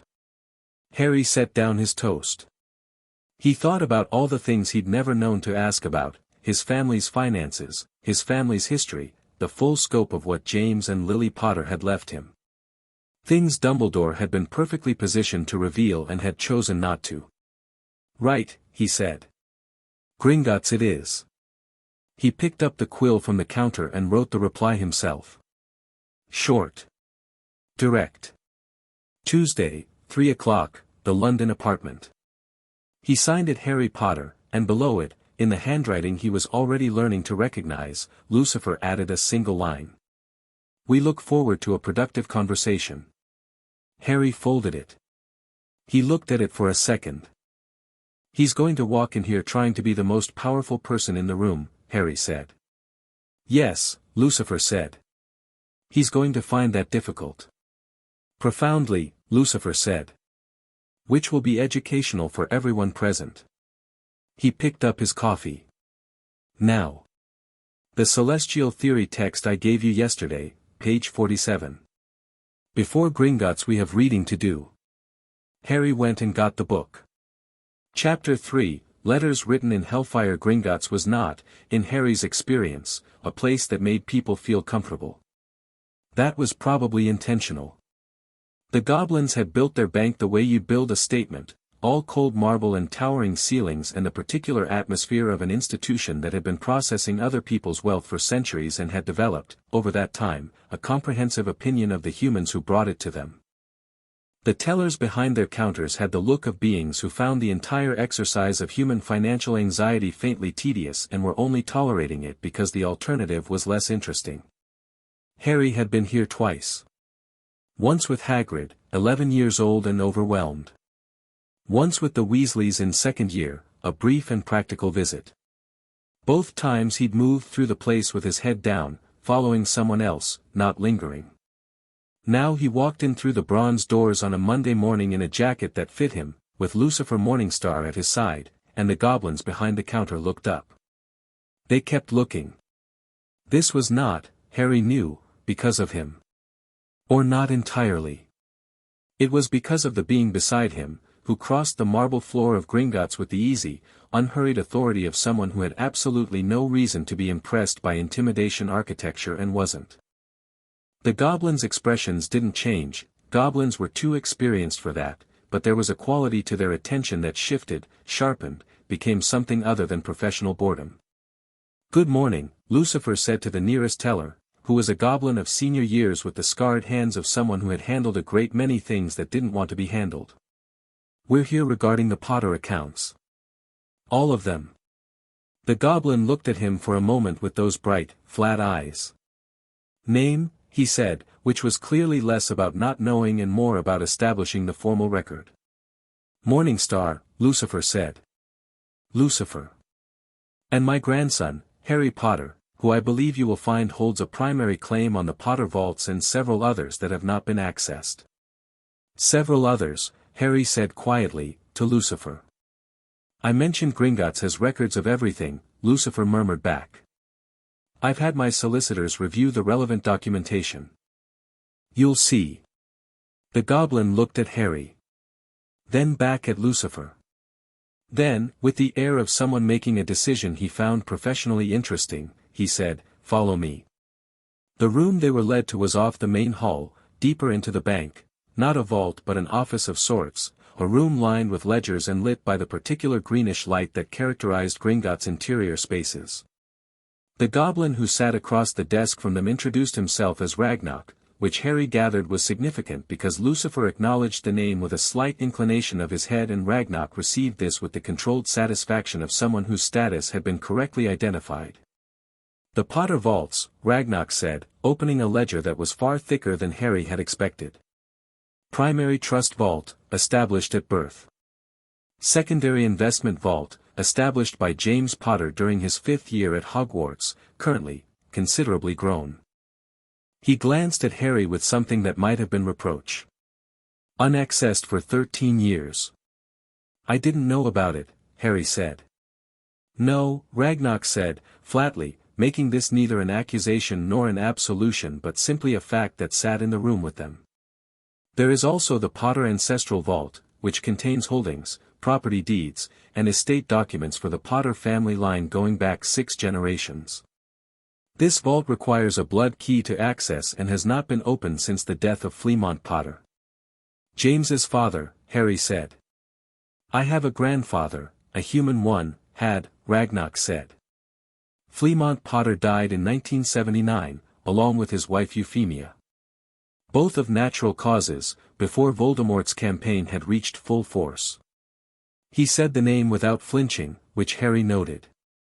Their estate passed in its entirety to James, who died before making formal arrangements, which means it passed to you under standard succession protocols. He turned a page. And then there is the Evans Morningstar account. The room went very quiet. Harry looked at Lucifer. Lucifer was looking at Ragnarok with an expression of measured interest that didn't quite cover the stillness underneath it. That account, Lucifer said, was established by Lyra Evans in 1959 and maintained by Lily Potter until her death. Correct, Ragnarok said. It has continued to accrue since her death under the terms of the original establishment, which were, he found the relevant page. Permanent continuation in trust for lineal descendants, with no expiry clause. He met Harry's eyes. It is, at current value, substantial. Harry processed this. Lily maintained an account connected to, he looked at Lucifer. She knew enough to maintain it. She knew enough to maintain it, Lucifer agreed quietly. She didn't know the full nature of the connection. But she kept it. Which is its own kind of knowing. He said this to the table rather than to Harry, which was how Harry understood it was something Lucifer had been sitting with. Ragnarok produced a document. We will need a blood verification for the ancestral vault. Standard procedure.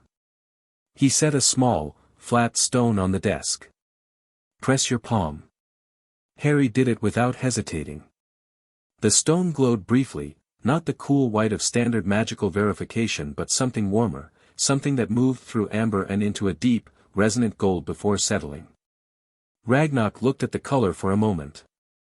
He turned the stone slightly, as though examining something in it that required a specific angle. Interesting, he said. Isn't it? Lucifer agreed.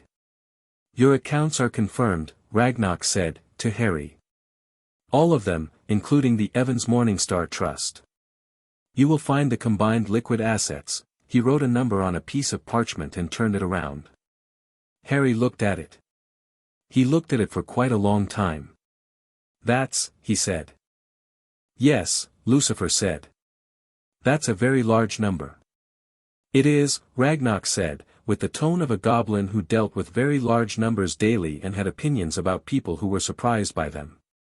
The investment vault alone has had 13 years of uninterrupted compound growth. The ancestral vault adds property holdings in 3 counties and 2 properties in what was previously the Wizarding District of Edinburgh. He folded his hands. You own rather a lot, Mr. Potter. You simply weren't told. Harry sat with that for a moment, the specific, cold clarity of it. Not the money itself, though that was significant and real. The being told part.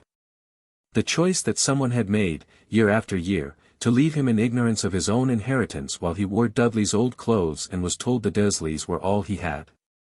I want full account management access, Harry said. His voice came out even. Today. Everything. Ragnock nodded as though he'd expected this. There is also the matter of a vault that was flagged for your access upon reaching 15, by a secondary authorization. He checked the ledger. Left by Sirius Black. Harry went still. Sirius left me something. A secondary vault, designated specifically to you, not to his estate generally. Opened 3 years ago, flagged for your access at 15, which as of this month you are. Ragnock produced another key. He anticipated the possibility that you might not receive it through standard channels. A pause. He left a note. He placed a sealed envelope on the table. Harry's name on the front in Sirius's handwriting, the letters slightly uneven, written in a hurry or in difficult circumstances. Harry picked it up. He didn't open it here. He put it in his jacket pocket, next to where the wedding photo lived, and held the shape of it against his ribs. We'll take the vault tour another time, Lucifer said, standing. Today was about establishing access and understanding what exists. We've done that. He looked at Ragnock. I expect there is also the matter of certain account authorizations that were made by third parties without appropriate documentation. Ragnock's expression, which had been professionally neutral throughout, took on a quality of constrained satisfaction. There are several irregularities in the account authorization history, he said. Authorizations made on behalf of Mr. Potter without his direct consent or, in some cases, without appropriate guardianship documentation. I'd like a full record of those, Harry said. I thought you might, Ragnock said, and produced a second, sealed document. Gringotts takes a dim view of unauthorized account activity. The institution concerned is, he looked at the document. Hogwarts School of Witchcraft and Wizardry. And the authorizing signature is Albus Percival Wulfric Brian Dumbledore. The room was very quiet. What, Harry said, did he take? Not funds, Ragnock said. Nothing so crude. Authorizations. Access permissions for certain documents and inheritance records. He ensured that specific correspondence, notifications of vaults, property records, the Evans Morningstar Trust documentation, was routed to his office rather than to you directly. He intercepted my bank correspondence, Harry said. He redirected it through official channels while serving as your academic guardian, Ragnock said carefully, which was a sentence constructed by someone who had opinions about this but was observing professional restraint. Whether this constitutes a legal breach under wizarding law is a matter for the Wisengamot. Whether it constitutes a breach of Gringotts protocols, he closed the ledger with a precise, final sound. That is a matter we will be pursuing independently. Lucifer picked up the document of irregularities. He looked at it briefly. Then he smiled, the kind of smile that meant he'd just received confirmation of something he'd already known and found the confirmation satisfying. Excellent, he said. Send us everything.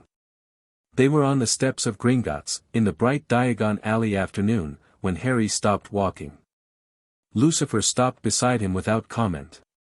The alley was busy, summer crowds, families doing school supply shopping early, the particular mix of noise and color and magical commerce that Harry had always associated with the feeling of the wizarding world opening up before him. He'd loved it, once, unreservedly. The sense of coming home to somewhere he actually belonged, as opposed to the house on Privet Drive which had never been anything except a place he was kept. Standing here now he felt the alley differently. Not worse. Just differently. He was seeing the scaffolding. He redirected my mail, Harry said. For years, presumably. Everything Gringotts sent. Property records, vault notifications.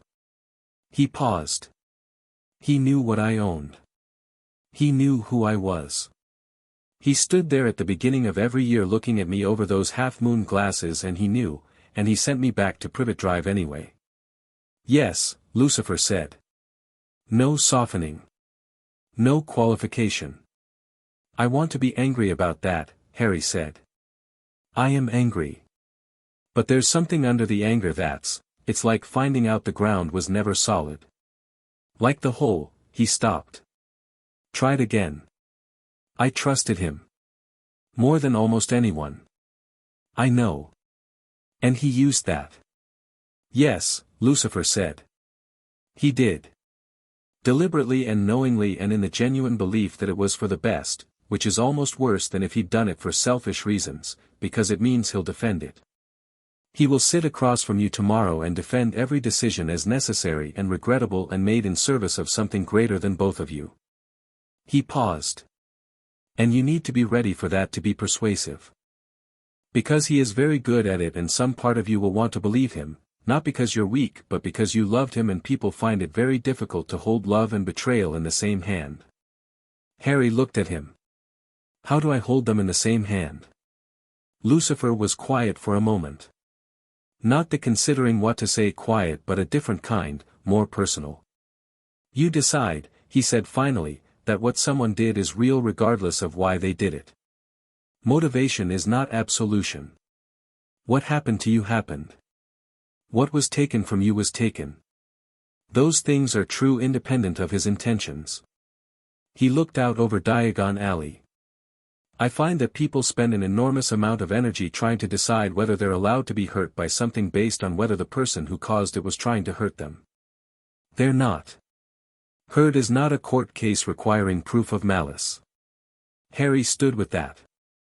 A family walked past them, mother, father, 2 kids with an owl in a cage between them, arguing about something cheerfully. Normal. Completely normal. Harry watched them go. Right, he said. He took a breath that was slightly ragged on the way in and came out steady. Tomorrow, then. Tomorrow, Lucifer agreed. I want to open the letter from Sirius tonight, Harry said. Before anything else. Of course, Lucifer said. They started walking. Also before anything else, there's a bookshop 2 doors down that I want you to see, and then I have a very specific errand in Nocturne Alley. Harry glanced over. Nocturne Alley. Property acquisition, Lucifer said placidly. There's a building there I've been in negotiations about for several days. Very reasonable seller, once they understood the nature of who they were selling to. What are you buying in Nocturne Alley? Something strategically useful, Lucifer said. I'll explain later. First, the bookshop. You are shockingly underread on the history of magical bloodlines and I intend to address that. The bookshop was called Merryweather's and it was the sort of shop that didn't advertise, the kind that was there if you knew to look for it, squeezed between a cauldron merchant and a shop selling what appeared to be extremely specialist astronomy equipment. The proprietor was a small, bespectacled witch of indeterminate age who looked at Lucifer when he entered with the expression of someone who had seen extraordinary things in her life and had chosen to organize them rather than be alarmed by them. Mr. Morningstar, she said, without particular surprise. Elara, Lucifer said warmly. Still keeping the best collection south of Edinburgh. And north of it, she said, with mild correction. What are you after? Bloodline theory, celestial inheritance, history of magical family law before 1600, anything you have on the interface between divine inheritance and standardized magical practice. He tilted his head. And whatever you have on the Evans family line, magical and otherwise. First editions were available. Elara looked at Harry over her glasses. This must be the grandson, she said. Word travels, Lucifer agreed. In certain circles, yes. She studied Harry with unabashed interest that was more academic than personal. You have her eyes, she said. Lily Evans. She came in here once, 3rd year. Looking for anything she could find on her own family background. Very methodical researcher. She paused. I couldn't give her much. The records were incomplete. Were they? Lucifer said, with an evenness that suggested he had opinions about this. Certain records in this area have a way of becoming unavailable, Elara said, equally even. A phenomenon I've always found professionally frustrating. She looked at Harry. I'll put together what I have. Come back in an hour. We'll be next door, Lucifer said. Then Nocturne. They were. The Nocturne alley errand was quick and involved a building at the better end of the lane, which was still not a particularly good end, but relative to the rest of it represented a distinct improvement, and a goblin solicitor named Grasp who had the particular manner of a professional who had been waiting for this meeting and found it satisfying. Documents were signed. A property transfer was completed. Lucifer pocketed his copy with the air of someone checking an item off a list. What is it? Harry asked, outside. Storage and workspace, currently, Lucifer said. It will become more useful later. Certain things are easier to accomplish from a location within the magical world rather than outside it, and having established premises matters for legal standing. He paused. Also, I dislike relying entirely on other people's spaces for important conversations.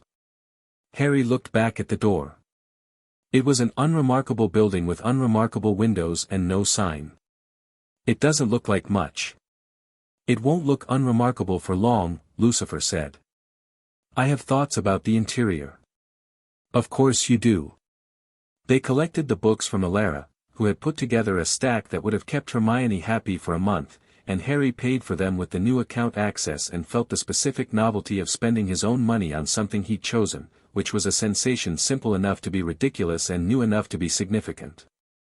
He carried the bag back through Diagon Alley and out to the Muggle Street where the Rolls was parked, and the afternoon had gone golden and long, and he thought about Sirius's letter the whole way home. He read it sitting on the windowsill of his room with London outside and Hedwig watching from the perch. The envelope opened easily. 2 folded pages, Sirius's handwriting. He knew it from the map, from the brief notes Sirius had sent through the year, but this was different. This was longer. Considered.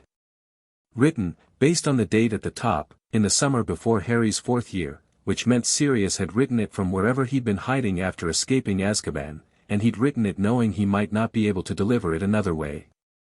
Harry, if you're reading this at Gringotts then you're 15, which means we've had 2 years of whatever we've had and you already know a fair amount of what I want to say. So I'll say the things I haven't said instead. Your parents were the best people I ever knew. That's not sentiment, that's just fact. James was my brother in every way that mattered, and Lily was extraordinary in ways that went beyond magic, beyond intelligence, beyond any of the standard categories people use. She had a quality I never found a word for. A kind of gravity.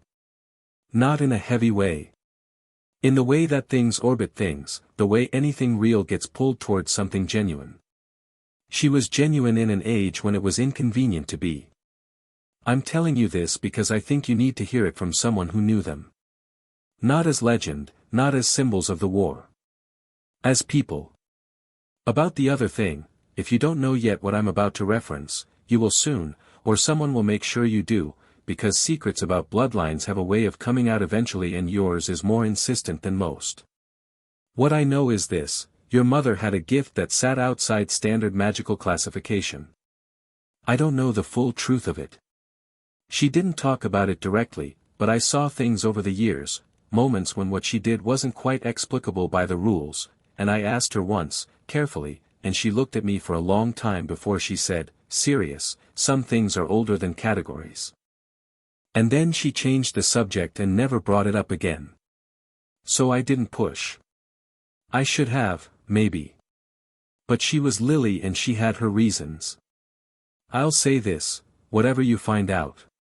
Whatever turns out to be true about where she came from, what you carry, it's hers. It's yours. Don't let anyone tell you it's something to be afraid of or ashamed of or managed. Your mother wasn't afraid of her own nature. She was careful with it, which is different. Learn the difference. The vault is yours. Use it however you need to. I love you, Harry. Not because of your name or your scar or what you're supposed to be. Because you're you, and you've always been more than anyone let you be. Yours, Padfoot. Harry folded the letter. He sat with it for a while. The windowsill was cold through his jeans and the city outside was doing its evening thing, coming alive with lights, and Hedwig made a small sound from her perch that wasn't quite a question but was in the same neighborhood as one. I'm all right, he told her. She looked at him with her large amber eyes and clearly reserved judgment.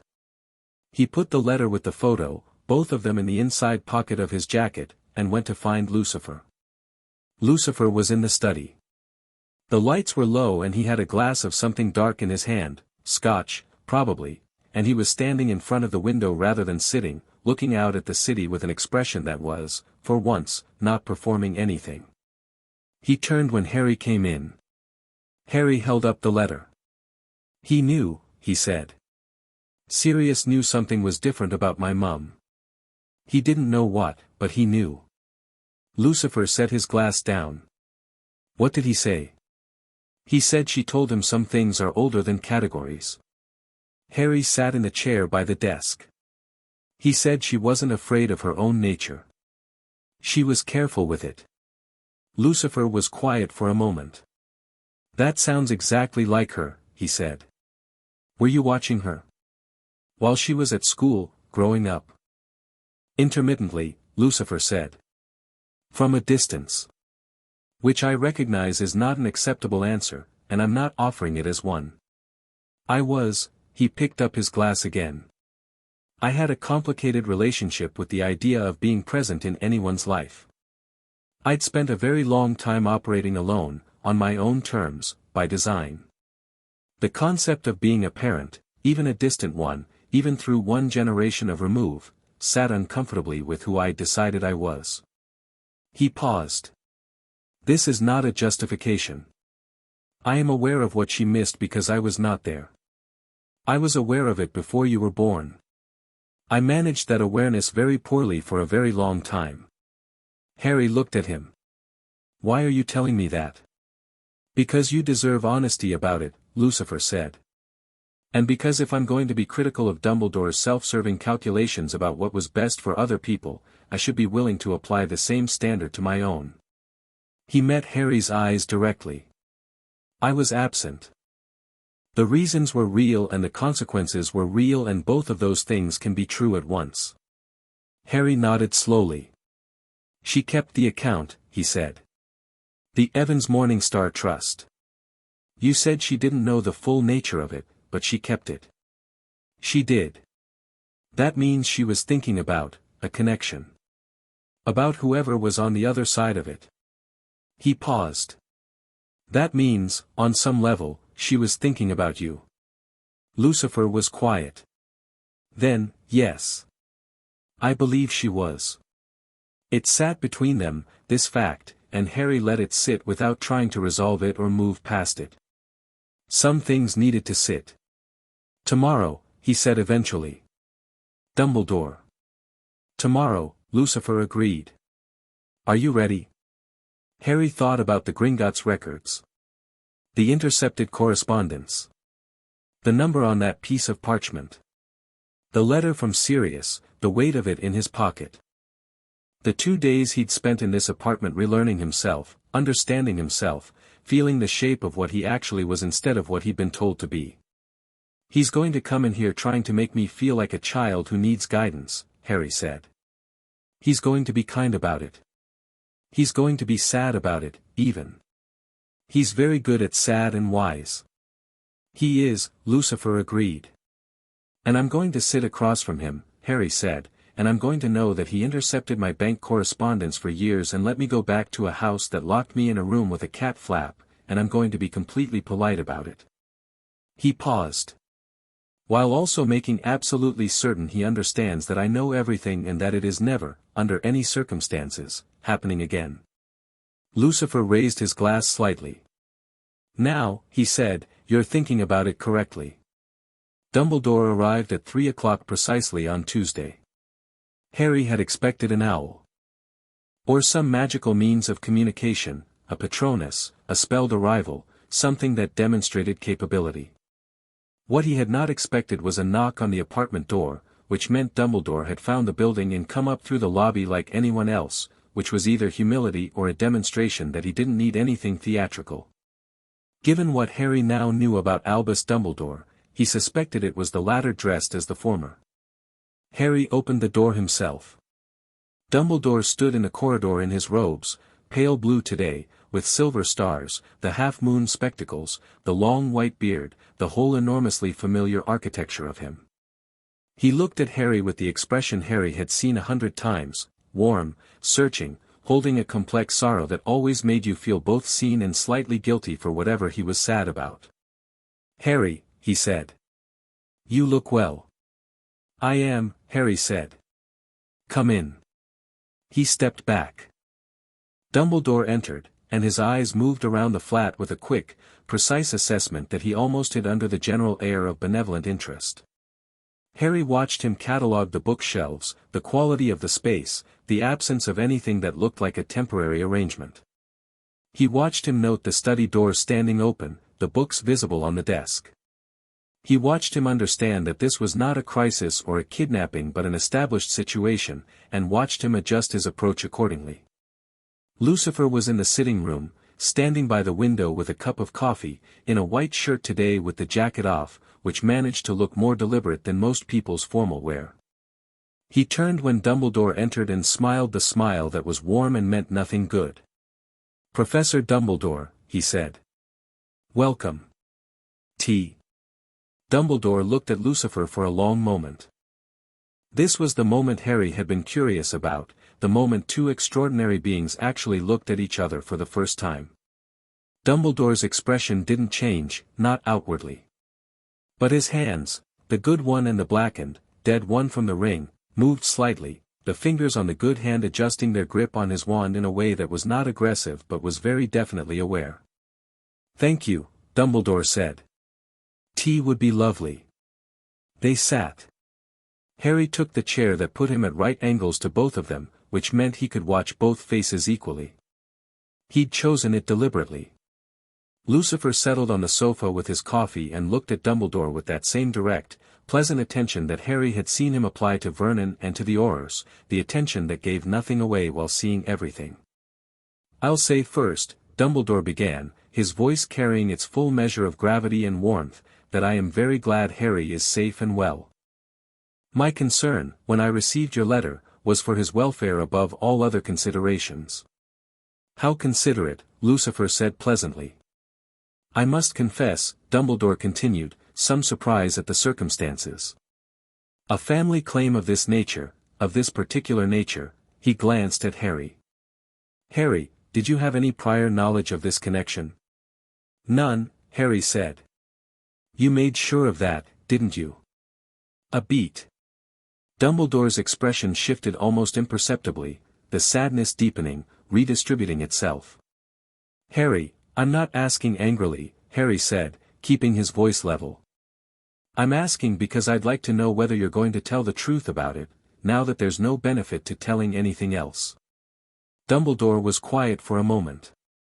He looked at Harry with those blue eyes that had always seemed so all-knowing, so warm, so inextricably connected to the idea of safety. Harry looked back and held the eye contact and did not look away and did not soften. "I made decisions," Dumbledore said, finally, "that I believed to be necessary.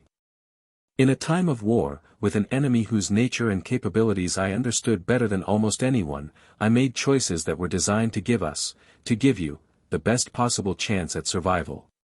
He paused. "I am not certain I would make all of those choices differently. I regret the pain they caused. I do not regret the intention behind them. You intercepted his Gringotts correspondence, Lucifer said, very conversationally. For years.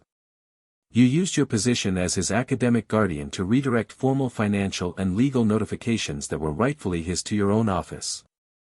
That's not a wartime decision. That's a property decision. I was concerned, Dumbledore said, that exposure to the full scope of his inheritance at a young age, without the necessary context. You were concerned, Lucifer said, that a boy who knew he had money, property, and rights would be harder to manage. He sipped his coffee. Which was a correct concern, for the record. He would have been considerably harder to manage. So let's dispense with the framing of it as parental caution and acknowledge what it actually was, because it saves time and I have a considerable amount of time, but Harry's is more valuable. Dumbledore looked at him. It was a long look.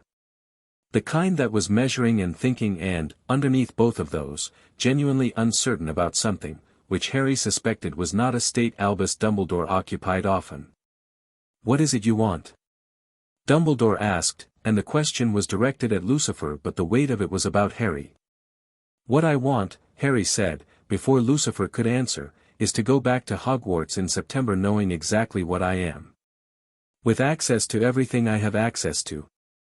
Without being managed or steered or kept uninformed for my own good. He met Dumbledore's eyes. And I want you to understand that the arrangement you had, the one where I came back every summer to Privet Drive, where I stayed small and scared and dependent on your approval, that arrangement is over. Dumbledore looked at him. And something shifted in those blue eyes, not defeat, not yet, but something more complicated. Recognition, perhaps. The recognition of a man who has built an entire architecture of careful management and is looking at the first crack in the foundation. Harry, he said, gently. There are things in play that you are not fully aware of. Dangers that, don't, Harry said. Don't tell me there are things in play I don't understand. You've been using that sentence to manage me for 5 years. I know about the Horcrux theory, yes, Horcruxes, I know that word, I've been reading, he watched Dumbledore's slight stillness. I know what Voldemort did to survive.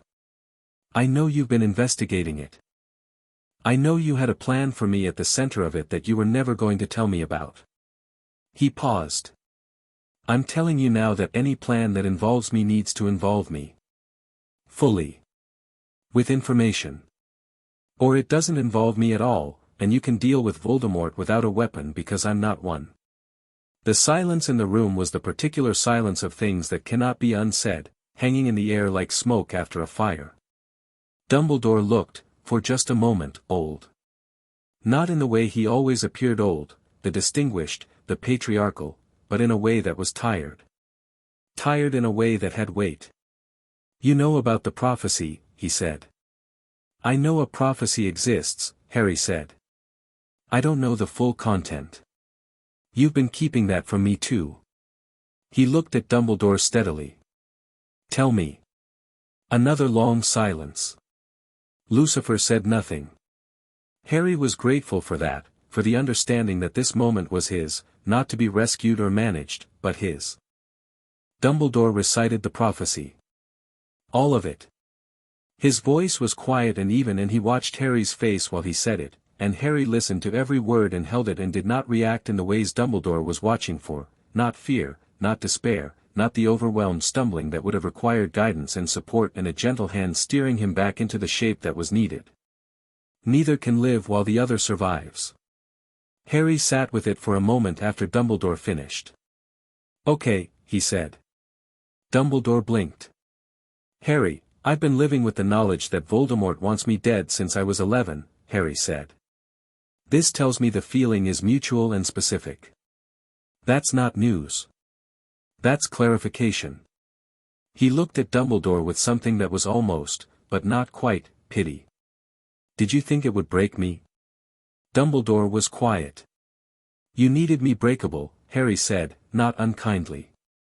You needed me to need you. Because a boy who needs guidance takes the path you set out. A boy who doesn't, he let it sit. I'm not your weapon, Professor. I'm not your chess piece.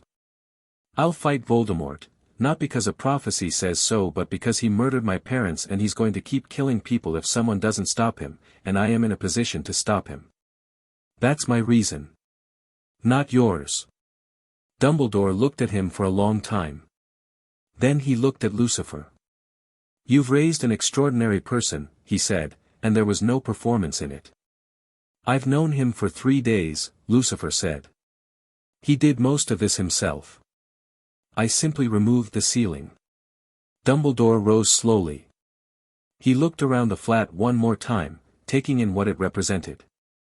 Then he looked at Harry, and the look was complicated, genuine, multiple things at once, the kind of look that a person gives when they are looking at something they expected to control and have understood, finally, that they cannot. Hogwarts in September, he said. I will arrange for your full course access and for certain other arrangements to be discussed. I would ask, he hesitated, which was itself unusual. I would ask to continue to be in contact. Not as a guardian. As someone who cares about the outcome of this war and about your survival in it. Harry considered this. That depends, he said, on whether the contact involves information or management. One of those I'm open to. The other we're done with. Dumbledore nodded, once, slowly. He left. Harry stood at the window and watched the street below, waiting until he saw Dumbledore emerge from the building and walk away, a tall, distinctive figure in pale blue robes that should have been conspicuous in a London street and somehow wasn't, because Dumbledore had been navigating between worlds for a very long time and knew how to be invisible when he chose. Well, Lucifer said, from behind him. He's going to regroup, Harry said. He's not done. No, Lucifer agreed. He's not done. But he's been moved. His calculation of you has been fundamentally revised, which means his plan for you has to be revised too, and doing that will take time. He came to stand beside Harry at the window. You did very well. I quoted the Horcrux theory at him, Harry said. I wasn't certain I'd managed to understand enough of the reading to use it properly. You understood it well enough, Lucifer said. The look on his face when you said the word was worth significantly more than any formal study. He paused. He's going to be careful with you now. Which makes him more manageable, not less. Harry watched Dumbledore's figure diminish down the street until it was gone. He thought about what had just happened in that room. About the prophecy, which he'd heard and held and not broken under. About the look on Dumbledore's face at the end, the complex, genuine, unmanaged look. He does care about me, Harry said. That part is real. I know, Lucifer said. It doesn't change what he did. No, Lucifer said. It doesn't. Both things are real at once. That's usually how it is with complicated people who do harmful things. Harry turned away from the window. Ministry next, he said. When? Lucifer smiled. I've been drafting the Wisengamot petition for 3 days, he said. I was waiting until we'd spoken to Dumbledore, because his reaction confirms certain things I suspected about the structure of his arrangements with the Ministry. He moved toward the study. Come and read it. I want your perspective on 2 of the clauses. Harry followed him. The petition was 22 pages. It was drafted in formal wizarding legal language that managed to be simultaneously precise and devastating, each clause building on the last, referencing statutes Harry hadn't known existed, precedents from cases in the 1400s, and 3 separate instances of Ministry interference in Harry's life that were documented with the kind of specificity that suggested Lucifer had sources embedded in places the Ministry would find alarming. Harry read all 22 pages. He made 2 suggestions. One on the framing of a clause regarding guardian authority, one on a specific reference that he thought was slightly unclear. Lucifer incorporated both without making him feel like a student being humored, just a person whose input was considered and found useful. When does this go in? Harry asked.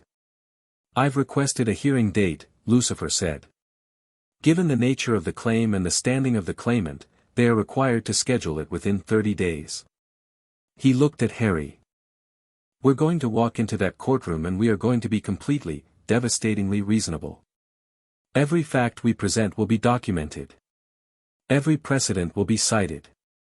Every person in that room is going to be given the opportunity to do the right thing. A pause. And if they choose not to, then they find out what happens when hell stops being reasonable, Harry said. Exactly, Lucifer said. Outside, the sun had gone behind a cloud. London went slightly grey, the way it did, and then the cloud passed and the light came back, and Harry sat in a study full of old books in a city he was beginning to recognize as somewhere he might belong, and thought about September. He thought about Ron and Hermione, who were going to receive an owl in the next few days that would, presumably, cause Hermione to read it 3 times before responding and Ron to have several feelings simultaneously. He thought about Hogwarts, the castle, the lake, the particular smell of the corridors in September when everyone came back, which he had loved despite everything. He thought about what it was going to feel like to walk into the Great Hall at the start of term knowing what he now knew. He thought about the look on Dawlish's face when he'd read the document. About the look on Dumbledore's face when Harry had said Horcrux. About the look on Vernon Dursley's face when he'd understood, in some wordless animal way, that the thing sitting across from him was the actual devil. He thought about Sirius's letter in his pocket, and his mum keeping an account open across 15 years for a grandfather she'd half known, and the word resistance, and the word authority, and what Amenadiel had said about some things simply not answering to death. He picked up his quill. He wrote 2 letters, one to Ron, one to Hermione. Not explaining everything, not yet, there would be time for that in September, face to face, where he could watch them process it and answer the questions as they came. But enough. Enough so they knew something had changed. Enough so they were ready. He signed them both simply. Harry. Not Harry Potter. Not the boy who lived. Just Harry, who was exactly and specifically himself, and who was done being anything less than that. He sealed them, gave them to Hedwig, who took them with the businesslike efficiency of an owl who had been waiting for something worth carrying, and watched her lift through the window into the evening sky. Chapter 4, The Pink Devil Meets the Real One. September 1st arrived the way it always did, with the particular organized chaos of King's Cross at rush hour layered under the quieter, more specific chaos of several hundred magical families trying to move trunks, cages, and children through a barrier in a wall without being noticed by the general public. Harry moved through it differently this time. He'd noticed this about himself over the past 3 weeks, the way he occupied space had changed. Not dramatically, not in any way that announced itself. Just the simple, physical fact of moving through the world without the perpetual low-level apology of someone who had been told for 15 years that his existence was an imposition. He carried his trunk in Hedwig's cage and didn't hunch his shoulders and didn't scan the crowd for threats with the anxious reflex that had been so automatic he'd barely registered it before it was gone. Lucifer was with him as far as the barrier. He'd offered to come through to the platform. I imagined the spectacle would be extraordinary, and Harry had declined on the grounds that September 1st was already adequately overwhelming without adding the devil to the platform mix, and Lucifer had accepted this with the understanding of someone who recognized a reasonable boundary when it was drawn clearly. Owls, Lucifer said, at the barrier. If you need anything. I know. And if the situation with Umbridge escalates beyond manageable, I'll write. Before it becomes a genuine problem, Lucifer said. Not after. Harry looked at him. 3 weeks had produced a rhythm between them, not the polished, formal warmth of the letters Harry had been drafting in his head about what having a grandfather would feel like, but something more real and more useful. Directness. Honesty applied consistently. Coffee in the morning, reading in the evenings, sessions with Amenadiel 3 times a week in the flat's cleared sitting room where Harry was learning to feel the deeper layer of himself as a reliable thing rather than an emergency resource. I'll write before, Harry said. I promise. Lucifer looked at him for a moment with that particular quality of attention he kept specifically for Harry. Then he said, don't let them make you small again. I won't, Harry said. He went through the barrier. The Hogwarts Express was already boarding, steam rising in the September morning, students flowing across the platform in the general direction of the carriages. Harry spotted Hedwig's distinctive white form drawing attention even caged, and navigated toward a compartment near the middle of the train where he could see, through the glass, a great deal of bushy brown hair and two sets of anxious eyes that had been watching the barrier since they arrived. He slid the compartment door open. Hermione was on her feet before he'd fully entered, which was almost certainly a product of the 3 weeks she'd had since his letter, and the hug she gave him had the force of someone who had spent that time constructing a framework for this moment and then abandoned it on contact. Ron stood up too, slightly less coordinated, and grabbed Harry's arm and then pulled him into a hug that was brief and fierce and expressed several things Ron would never say directly. "Sit down," Harry said, when they'd detached themselves. "All of it. I'll tell you everything." They sat. The train began to move. Outside, King's Cross slid past and then went, the city, the backs of buildings, the gradual opening into something greener and wider, and Harry told them. Not everything. There was a version of everything that would take the entire journey and leave no room to process any single part of it. But the shape of it, Lucifer arriving, Privet Drive, the revelation about Lily's bloodline, Gringotts, the Dumbledore meeting, the Wisengamot petition. The celestial inheritance. Amanadial. The things Harry had learned about himself in 3 weeks in a London flat. Hermione asked questions throughout, which was not a surprise. She asked them in the systematic way she applied to textbooks, establishing fundamentals, building outward, circling back when something didn't fit the framework she'd built. Her face went through several distinct phases: shock, active processing, the particular focused expression that meant she was cross-referencing this against things she already knew, and then something that looked like anger. "The Gringotts correspondence," she said.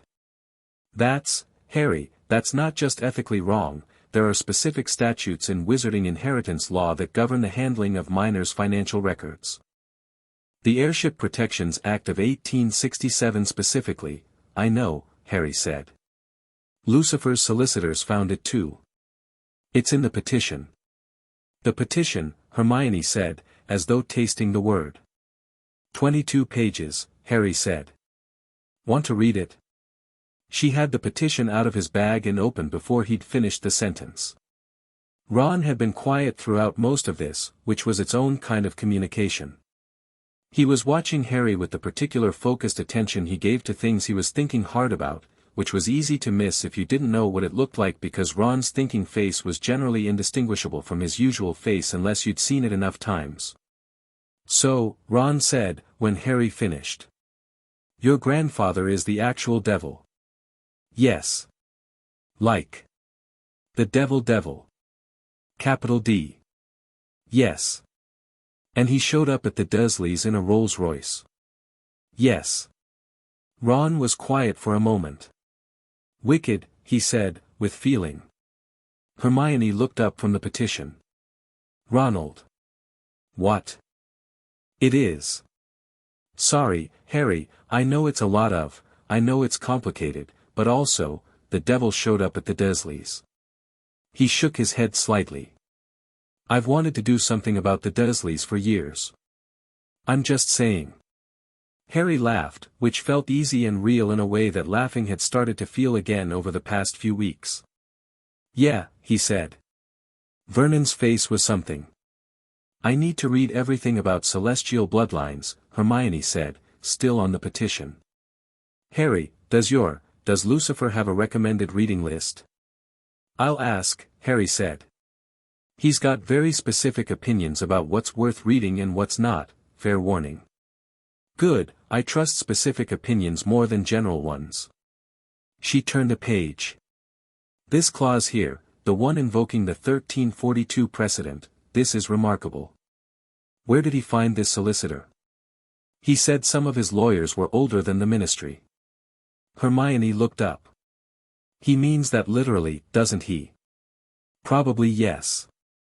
She returned to the petition with an expression that mixed professional admiration with the slight unease of someone who has just understood that the rules of the game are considerably more complex than advertised. Hogwarts looked the same. That was the strange thing. The castle rose above them in the grey September evening, all towers and lit windows and the familiar smell of the lake and the early autumn air coming off the mountains, and it looked exactly as it had looked every September for 4 years. Nothing about the exterior had changed. The same grounds, the same boats for the first years, the same carriages that Harry could now see were pulled by the same thestrals he'd been unable to see a year ago. He watched the thestrals for a moment from the carriage window. Neville Longbottom was beside him, on his way to mentioning that he could see them too, because Neville had seen his grandfather's decline, had seen things that couldn't be unseen, and Harry said, quietly, "I can see them too," before Neville had to find the words, and Neville looked at him with a relief that was about more than the thestrals. The great hall. Harry walked into it and found that he was assessing it differently, the high table, Dumbledore in the center, McGonagall to his left. An empty chair to his right, not empty for long. The new defense against the dark arts professor, who was not yet visible but whose presence was already felt in the way that certain things make themselves felt before they arrive. He found his seat between Ron and Hermione. He ate. He listened to the sorting with the particular attention of someone who had spent the summer thinking about what sorting actually did, the division of children into categories at 11, the way those categories then shaped the next 7 years, the way certain categories made certain kids easier to dismiss. He thought about which house he'd nearly been sorted into and what would have happened if he had, and whether the hat's choice had been its own kind of management. He was thinking about this when she walked in. Dolores Umbridge, senior undersecretary to the Minister for Magic, moved to the empty chair at the high table with the particular deliberate quality of someone who had prepared very carefully for the performance of entering a room. She was short and broad in a way that suggested solidity rather than softness, dressed in the most thorough shade of pink Harry had ever seen on a person, and she moved with the careful precision of someone who had learned that deliberate movement communicated authority in spaces where she wasn't certain she had it by default. She sat. She surveyed the hall with small, round eyes that had the quality of a thing inspecting other things for value or lack thereof. Harry looked at her for a long moment. He'd been told about her. Not from Lucifer. Lucifer had simply said Umbridge with the tone of a man setting aside something he intended to deal with properly later, but from the Order, from fragments of information that had come through various channels over the summer, from the simple fact of her title, Senior Undersecretary, posted at Hogwarts. The Ministry's eyes and hands in the school. Not teaching defense because she could teach it. Teaching it because she had been sent here to control what was being taught. She looked across the hall, and her eyes landed on Harry, and she smiled. It was the kind of smile that had no warmth in it and knew it and had decided that didn't matter. Harry looked back at her with the flat, steady attention he'd been practicing since August. He did not smile back. He did not look away. Her smile flickered. Just slightly. Just for a moment. Then Dumbledore stood to speak, and the moment passed. Defense against the Dark Arts, first lesson. Harry had been in enough of these classes to know the difference between a professor who was teaching and a professor who was performing, and Umbridge was, absolutely and completely, performing.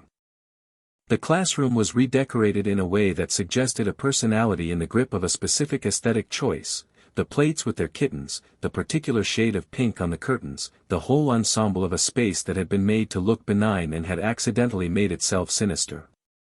The course book was a weight in Harry's bag. He'd read it the night before. All of it. Not because Hermione had told him to, although she had, but because he'd wanted to understand exactly what was being withheld and why, and the book had answered that question with embarrassing clarity on every single page. Theory without application. Defense without defense. A course specifically designed to ensure no student left it capable of actually protecting themselves. Umbridge opened the lesson by reading from the course book in a voice that had the particular quality of someone explaining something to someone they considered slightly stupid. She moved through the first section slowly, with an emphasis on educational decree and ministry-approved methodology and what we deem necessary for your age group, and Harry sat in the third row between Ron and Hermione and watched her with the patient, clear-eyed attention of someone who had already read the end of this story. "There is no need," Umbridge said, pausing at the end of the first section with her hands folded neatly, for actual defensive practice at the OWL level. The theory is entirely sufficient for your examinations. Hermione's hand was up before she'd finished the sentence. Yes. Umbridge's tone was the tone of a person who had been expecting this and had prepared for it. The OWL examination includes a practical component, Hermione said, pleasantly but with complete precision. Specifically, it assesses the ability to perform and deflect standard defensive spells. Theory without practice cannot adequately prepare students for that component. The Ministry has revised its assessment criteria, Umbridge said. The practical component has been significantly reduced in weighting for this examination cycle. Has that change been formally published? Hermione asked. Because the most recent OWL guidelines document available at Gringotts Educational Registry still lists the practical at 40% weighting. A very brief silence. Umbridge's smile didn't waver. The document you're referencing is outdated. It was published in June, Hermione said. Miss Granger. Miss Granger. We follow Ministry guidelines as distributed to Hogwarts specifically. Is that clear? Perfectly clear, Hermione said. I just want to make sure I understand what we're being taught and why. Umbridge's eyes moved from Hermione and found Harry, who had said nothing, who had simply been sitting there watching this exchange with his arms crossed and a look on his face that wasn't aggressive, wasn't challenging, just present. Watching. The look of someone who was paying complete attention and had been paying attention the whole time and was not impressed by what he was seeing. Mr. Potter, Umbridge said. Yes. Harry said. You seem to have something on your mind. I'm paying attention, Harry said. That's all. Do you have a question? Not yet, Harry said. Umbridge looked at him for a moment. The smile stayed in place. I've heard, she said, pleasantly, conversationally, in the tone she'd used to remark on the weather, that you've had rather an eventful summer. The class went slightly still. Harry felt it, the collective intake of breath, the particular alert quality of 30 teenagers who have identified that something is happening that is more interesting than the lesson. I have, Harry said. New arrangements, Umbridge said. New guardianship. Quite the change. She tilted her head. I do hope you'll find Hogwarts a stabilizing influence. I find it familiar, Harry said. Stabilizing is a different question. And I do hope, she continued, still in that pleasant voice, that the influences you've been exposed to over the summer are appropriate. For someone of your position. Harry looked at her. He took a moment to consider his response, which was a thing he'd been practicing, the space between provocation and reply, the width of that space and what you could fit into it. I've learned a lot this summer, he said. About who I am. About my family. About the people who made decisions about my life without involving me in them. He kept his voice even and conversational. It's been very clarifying. Umbridge's smile was still in place. How lovely, she said, and moved on to the next section of the book. But she had been moved, Harry knew. Not significantly. Not yet. But he had established something in that exchange, not defiance exactly, not anything she could put in a report without sounding as though she was concerned about a 15-year-old's facial expression, but something real. The clear and simple communication that he was not afraid of her and intended for her to know it. After the class, in the corridor, Ron leaned over and said, You know she's going to make your year extremely difficult. She's going to try, Harry agreed. The owls started in the second week. The first one came on a Wednesday morning, landing in front of Harry at breakfast with the self-important air of a Ministry post-owl. The letter was formal and heavily official in its presentation, Ministry letterhead, Department of Magical Law Enforcement, the kind of thing designed to communicate institutional authority through paper weight alone. Harry opened it and read it and folded it and put it in his pocket and continued eating. Ron watched him do this with visible restraint for approximately 45 seconds. Well? Response to the Wisengamot petition, Harry said. They've scheduled the hearing for the 23rd of October. And they're questioning the standing of the petitioner. Hermione looked up sharply. What grounds? They say Lucifer's claimed identity requires verification through channels they haven't specified. Hermione's expression was the expression of someone who had read 22 pages of legal documentation prepared by lawyers older than the ministry and knew exactly what that claim was worth. They're stalling, she said. Deliberately, Harry agreed. Which means they're worried about it. He finished his toast. I need to write to him this afternoon. The second owl came the same afternoon, during potions, which Snape acknowledged by pointing at the window until the owl flew off, and then returning to the lesson without comment. That letter was different, not ministry, not official. It was from a journalist Harry didn't recognize, Daily Prophet affiliation, requesting an exclusive comment on recent developments regarding your guardianship situation which we feel the wizarding public has a right to know about. The Daily Prophet had been, to this point, working very hard to paint Harry as either a liar or a troubled child seeking attention. Harry was aware of this with the specific calm of someone who had been told to expect it and had prepared accordingly. He wrote back that afternoon. One line, I'll be making a formal statement following the Wisengamot hearing. Until then, no comment.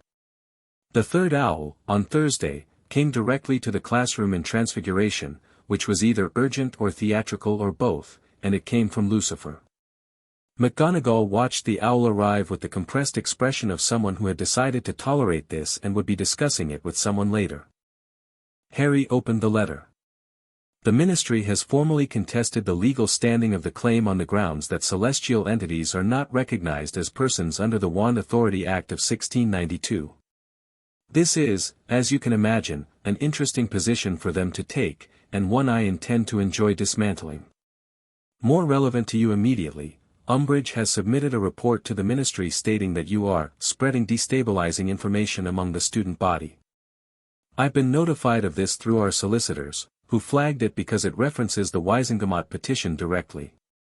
She is trying to build a file on you. Don't give her anything for it. I know you won't.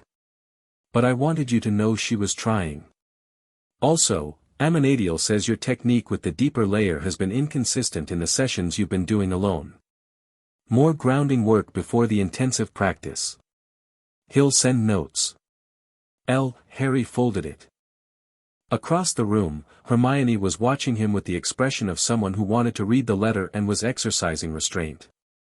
He passed it to her under the table when McGonagall turned to the board. She read it. Passed it to Ron. Ron read it. Made a face at the part about Umbridge. Passed it back. She is trying to build a file on you, Harry thought, and found that his primary emotion about this was not fear but a kind of cool, clear attention. Like looking at a problem and already knowing the approximate shape of the solution. Umbridge moved fast. By the third week of term she had acquired Educational Decree 22, which gave the ministry power to appoint staff to teaching positions without the headmaster's approval. She had begun inspecting classes with the clipboard and the smile and the particular atmosphere of a person who was collecting evidence rather than evaluating teaching. She had given Harry his first attention for what she characterized as spreading disinformation and what had actually been Harry answering a direct question from Seamus Finnegan about Cedric Diggory's death by telling the truth. The detention was on a Thursday evening. Harry arrived at Umbridge's office at 7 o'clock precisely, which was itself a deliberate choice, being exactly on time, not early, not late. The office was even more pink inside than the classroom. Every shelf was plates with kittens on them. The curtains, the tablecloth, the chair cushions, all pink, all coordinated, all creating a space that was so emphatically sweet in its decoration that it became its inverse. There was a desk. 2 chairs. On the desk, a piece of parchment and a single quill. "Sit down, Mr. Potter," Umbridge said. He sat. "You will write," she said, placing the parchment in front of him, "I must not tell lies. As many times as necessary until the message is understood." Harry looked at the quill. He'd heard about this from Fred and George, from other students. He knew exactly what the quill did. He looked at it for a long moment. Then he looked up at Umbridge. "No," he said. She blinked. "I beg your pardon. I'm not going to write with that," Harry said. "It's a blood quill. Using it on students is illegal under Educational Edict 47 of 1912, which prohibits the use of instruments of self-harm as punitive tools in school settings." He set the quill aside and put his hands flat on the desk. "If you'd like me to write lines with a standard quill, I'll do that. If you have another detention task you'd like me to perform, I'll consider it. But I'm not using that." Umbridge looked at him with an expression that had abandoned the smile for something underneath it, something that was closer to her actual face. "You will do as you are told, Mr. Potter." "Within the limits of what's legal," Harry said. "Yes. I am authorized by the ministry. The ministry has authorized your appointment and your inspection roll," Harry said. "It has not authorized you to use illegal punitive instruments on students. If you believe it has, I'd like to see the specific decree, so that my solicitors—" He watched her expression. "Yes, I have solicitors. I mentioned them earlier, I think. The ones managing the Wisengamot petition. They've been very interested in Hogwarts's disciplinary practices this term." The office was very quiet. Umbridge looked at him across the desk, and what Harry saw in her face was not the management and control of the public persona but something older and nastier and more honest, the naked dislike of a person who has been told no in a setting where they are accustomed to yes, and who has no immediate tool for dealing with it. "You are," she said, "an extraordinarily difficult young man." "I'm told I have good instincts," Harry said pleasantly. He pushed the chair back and stood. "Am I dismissed? Or did you have another suggestion for the detention?" She dismissed him. He was fairly certain she'd had no choice. He wrote to Lucifer that night. The blood quill came out in detention. I declined to use it and cited the 1912 edict. She backed off but she wasn't happy. She's going to escalate this to the ministry. Thought you should know. Also, Ron wants to know if you're actually going to come to the Wisengamot hearing in person, because if so he wants to be there. Hermione says, obviously yes, and has already begun reviewing the procedural rules for public gallery access. Harry, the reply came the next morning. Excellent work with the blood quill. I've had our solicitors draft a formal complaint to the DMLE on the grounds of the 1912 edict and 3 subsequent statutes. They will find it educational. The hearing, yes, in person. Tell Weasley and Granger they're welcome in the gallery if they can arrange their own transport to the ministry. The hearing is set for the 23rd and I have been assured it will be memorable. Also, I've been informed through certain channels that Umbridge submitted a second report about you yesterday. This one characterizes you as showing signs of dangerous influence from outside sources. I find that description flattering. I'm going to frame it. Harry read this at breakfast. Ron read it over his shoulder. He's going to frame it, Ron said. He's going to frame it, Harry confirmed. Ron thought about this for a moment. Your grandfather, he said, slowly, is kind of incredible. He's terrible, Harry said, with complete affection. He's completely terrible and also kind of incredible. Yes. Lucifer came to Hogwarts on the last Friday of September. He hadn't announced it specifically. His letter, 2 days before, had said only I have some business to attend to in the castle, there are documents that require formal delivery, and I find that personal delivery has a certain impact that our post lacks. Expect me Friday. Which was the kind of sentence that told you exactly what was happening while leaving all the operational details to your imagination. Harry was in transfiguration when the castle seemed to notice. It was subtle at first. Just a quality to the air, a slight shift in the ambient feel of the room, the way the torches in the corridor outside seemed to burn slightly differently. Then the door to the classroom opened, and McGonagall looked up, and the expression on her face moved through professional composure into something that was definitely surprise and then into something more controlled and deliberate. Class, she said. Continue with the practical exercise. I'll return momentarily. She left. The class immediately stopped doing the practical exercise and instead developed a very strong interest in whatever was happening in the corridor. Harry was already watching the door. He heard voices, McGonagall's, clipped and careful, and then another voice, warm and unhurried, cutting clearly through the stone walls with the ease of a sound that had never had difficulty being heard. Harry caught 2 words out of the corridor conversation before McGonagall came back in, formal matter, and then, in Lucifer's voice, something that sounded extremely like how charming. McGonagall returned to the classroom. She looked at Harry. "Mr. Potter, you're wanted in the corridor." Harry went. Lucifer was standing in the corridor in his best white suit, with the particular quality of a man who found Hogwarts' Stone Torch aesthetic amusing rather than impressive, and who was carrying a leather document case that had the look of something that contained things that mattered. He looked at Harry when he came out of the classroom, and the look had something warm in it that was becoming more familiar. "Headmaster's office," he said. "I've called a meeting. You should be present."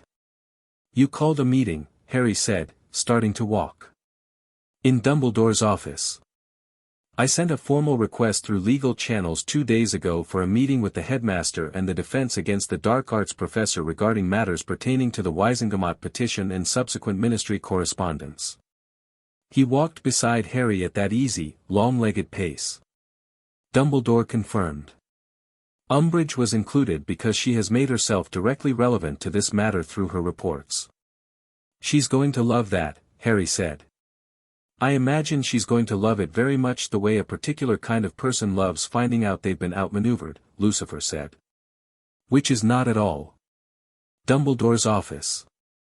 Harry had been here enough times to have a relationship with the room, the circular space, the portraits of sleeping headmasters along the walls, Fawkes in the corner with his perpetual presence, the sense of accumulated history in every object. He settled into a chair to the side, not behind Dumbledore's desk, not at the central table where Dumbledore sat, but to the side in a way that meant he could see everyone. Dumbledore acknowledged him with those eyes and said nothing immediately. Umbridge arrived 3 minutes later. She walked in with the clipboard and the smile, and she looked at Lucifer with the expression of a person encountering something they hadn't been fully briefed on. Lucifer was standing by the window, examining Fawkes with what appeared to be genuine interest, and he turned when she came in with a smile that was every bit as warm as hers and contained about 3 times as many sharp edges. "Professor Umbridge," he said. "Wonderful. I've been looking forward to this." Umbridge's smile recalibrated. "Mr. Morningstar," she said, with the emphasis of someone verifying a name they'd been told to remember. "I'm familiar with your recent correspondence with the ministry." "Then you're ahead of most people," he said pleasantly. He moved to the table and opened the document case. 3 separate sealed packages. He set them down with the deliberate clarity of someone who had decided that today's performance was going to be in the register of controlled, documented, completely reasonable. "I have formal legal documents for you both." They outlined the specific complaints filed on Harry's behalf regarding the use of illegal punitive instruments in school detentions, the content of ministry reports filed about a minor student without his knowledge or consent, and the formal objection to the classification of his guardian's petition as non-standing. He nudged the first 2 packages toward Umbridge and the third toward Dumbledore. "Please take a moment." Dumbledore opened his. He read it with the attention of someone who reads quickly and thoroughly and was absorbing information on multiple levels at once. His expression, over the course of the 2 minutes the reading took, moved through several careful, internal configurations that Harry watched without being entirely able to parse. Umbridge opened hers. It took her rather longer. She read it once, then went back to the beginning and read it again, which was usually what happened when people encountered document language that was simultaneously clear and devastating, and couldn't quite believe what they were reading the first time. "This is," she said, when she'd finished, "completely unfounded." "Which part specifically?" Lucifer asked. "The 1912 edict citation, the documentation of the blood quill's use which we have from 3 separate eyewitness statements, or the section citing the ministry's own regulations on the proper handling of reports regarding minor students. Because I've found it's more productive to contest specific claims than the whole thing at once." The blood quill allegations are substantiated, Lucifer said. By 3 second-year students who were in adjacent classrooms, by the testimony of Harry himself, and by a formal examination of the quill in question which our solicitors have already requested be surrendered to the Magical Artifacts Office. He looked at her with an expression of complete pleasantness. I'm also going to ask you, directly, what you were hoping to accomplish. Not the ministry's stated purpose for your appointment here. What you, personally, were hoping to accomplish with this particular approach. Umbridge looked at him. Whatever she had expected from this meeting, Harry thought, it had not been this, the combination of documented legal precision and direct personal honesty, neither of which left her with a comfortable angle. I am here, she said, carefully, in an official ministry capacity, to ensure the educational standards of this institution are, you're here to suppress specific information and manage a specific student, Lucifer said, without heat, without aggression. Just factually. The reports you filed about Harry aren't educational assessments. They're surveillance reports with recommendations for further restriction. I've read them. Our solicitors have read them. The specific language you use, dangerous influence, destabilizing behavior, requires monitoring, this is the language of political management, not educational concern. He looked at her with those eyes that were just eyes, just dark and steady and giving nothing away. What does he actually frighten you with? Specifically. Umbridge's mouth closed. Then opened. Then closed again. I'm not frightened, she said.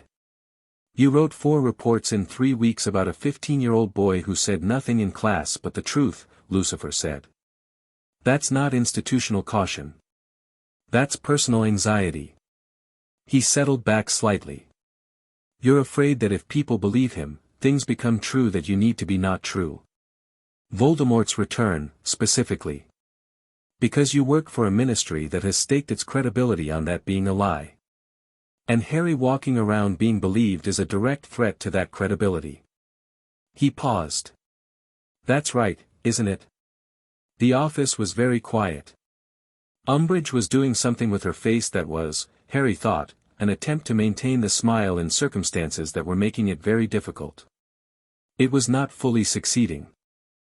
Dumbledore, Harry noticed, was watching Lucifer with the focused attention of a man who was genuinely encountering something new and was taking precise mental notes.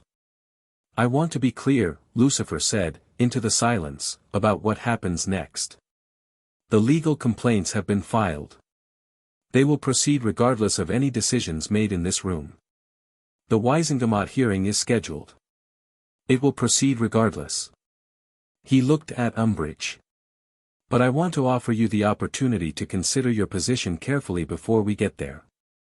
Because the hearing is going to be public, and the things that are going to be public in that hearing include your reports, including the one you filed yesterday about Harry being under dangerous external influence. A slight pause.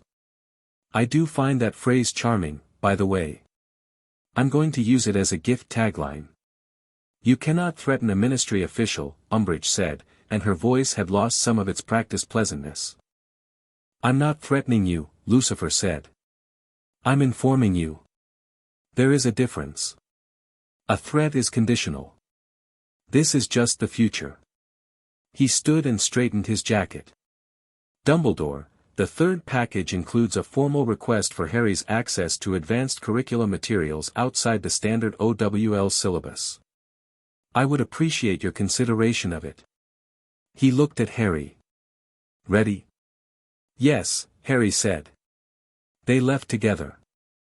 In the corridor, heading down the spiral staircase from the headmaster's office, Lucifer was quiet for a moment. Then he said, she's going to be a problem for longer than this meeting, just so you're aware. She's not the type to be moved by documentation. I know, Harry said. But she's also not the type to be clever under pressure, which means when she escalates, she'll make mistakes. I know that too. Lucifer looked at him sideways as they walked. How do you feel? Honestly? Harry thought about it. Good. I feel good. He paused. She looked genuinely thrown. Not just because of the documents, because you asked her what she actually wanted. She'd prepared for hostility or for intimidation, and she'd prepared to resist both. She had no response to just being asked directly. The direct question is chronically underused as a social tactic, Lucifer said. Most people circle around what they mean for so long that being asked plainly what they want or fear reads as dangerous. He tilted his head. File that away. It works in considerably more situations than you'd think. They were at the bottom of the staircase.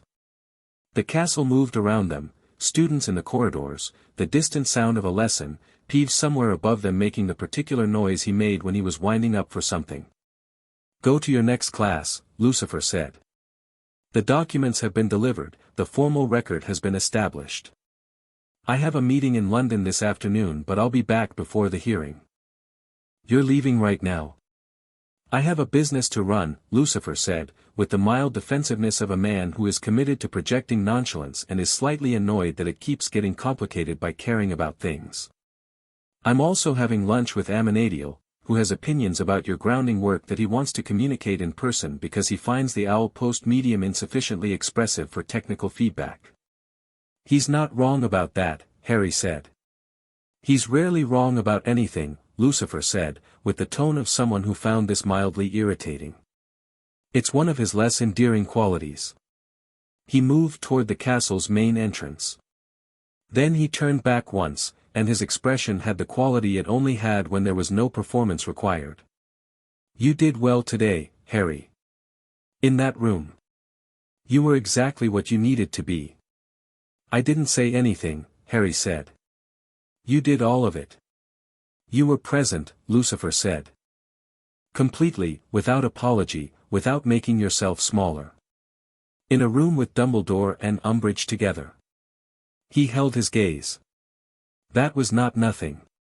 He turned and walked away through the castle's stone corridors, the white suit improbably perfect in the torchlight, until the corridors took him around a corner and he was gone.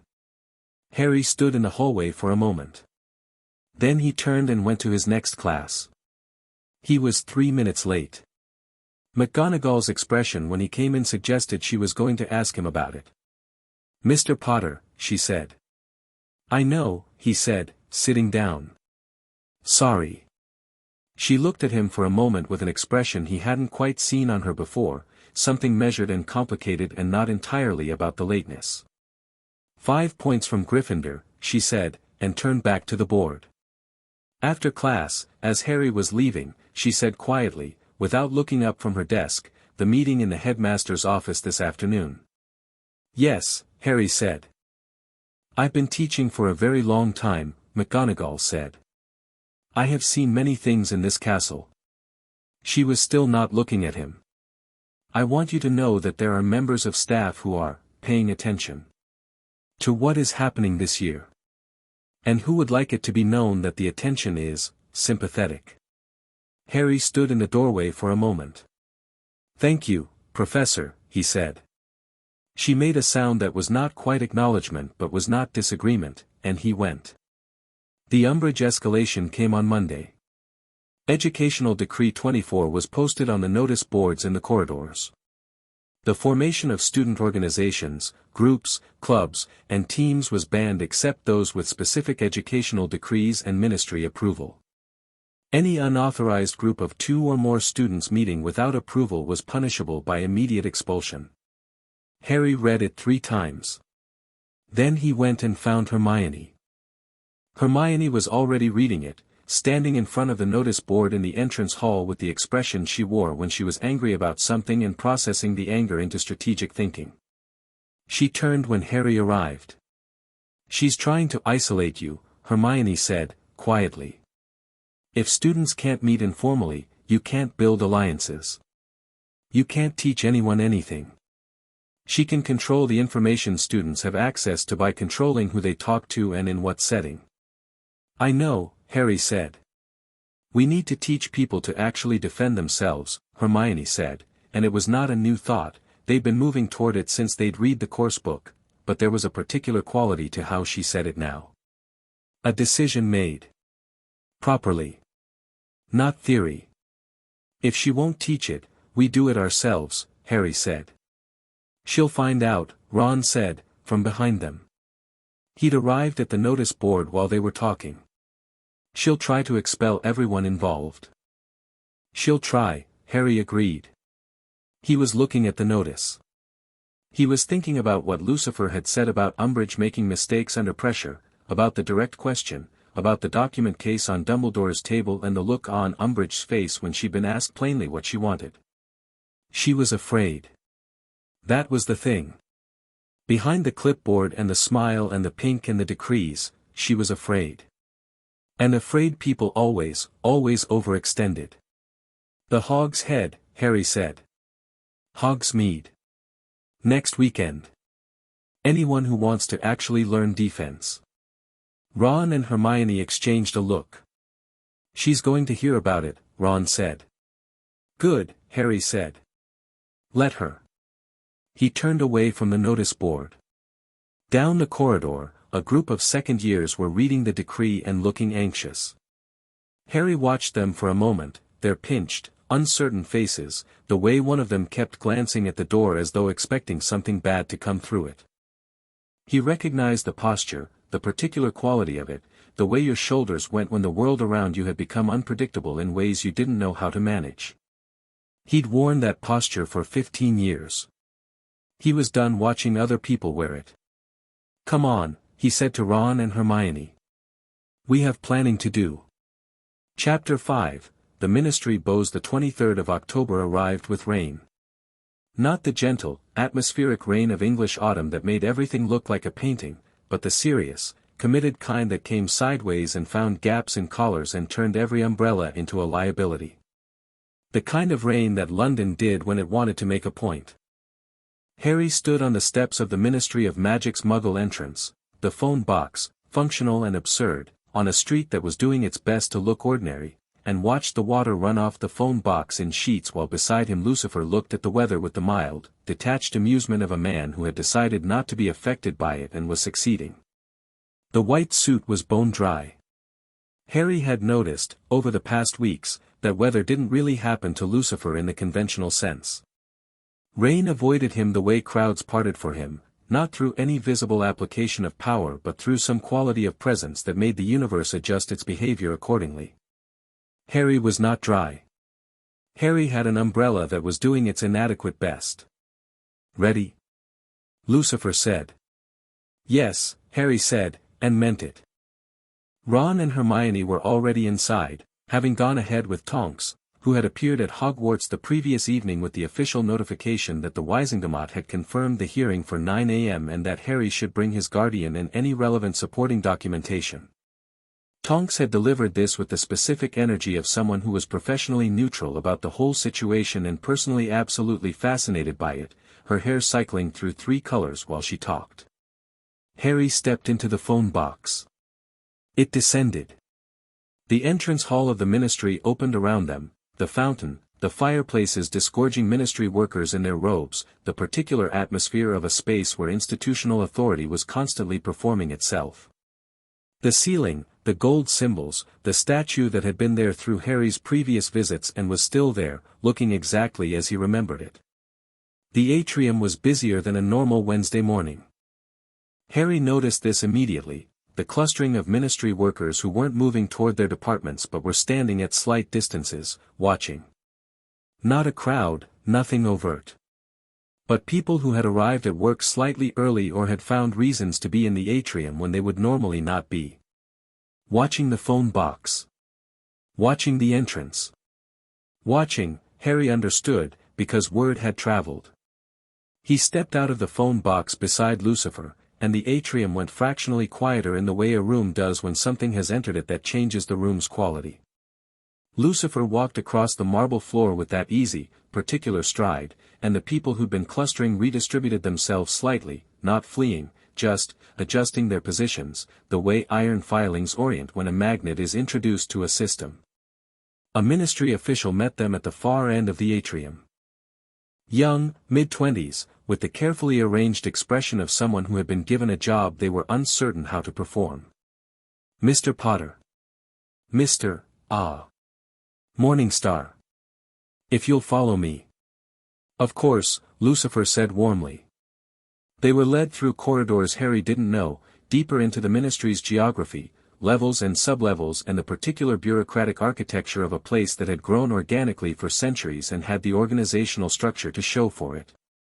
Harry kept track of turns out of habit. The corridors grew quieter as they descended. Courtroom 10. Harry had been here before.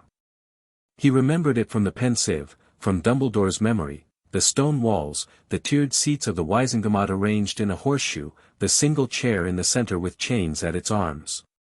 He'd seen himself in this room in his hearing last summer, accused of underage magic. He knew what the room felt like when it was being used as a weight. The doors were open. He walked in. The Wisingamat was already seated. 50-odd witches and wizards in plum-colored robes with the letter W on them, arranged in their tiers, and every single face turned when Harry and Lucifer entered. At the center of the front row, Cornelius Fudge sat with the expression of a man who had been up since 4 a.m. and had not resolved anything in that time. Beside him, one seat over, was a woman Harry recognized as Madame Bones, head of the DMLE, with the monocle and the direct eyes and the quality of someone who had made a professional life of determining what was true. She was watching Lucifer's entrance with a different quality than Fudge, less anxiety, more assessment. And beside her, leaning slightly forward, Dolores Umbridge in a different shade of pink, with her clipboard, which had apparently been deemed appropriate for a Wisingamat hearing. Harry found the public gallery. Ron, Hermione, and Tonks were in the second row. Ron's face was doing the thing it did when he was trying to look calm. Hermione had a notebook. Tonks gave Harry a small nod that was professional and also very slightly excited.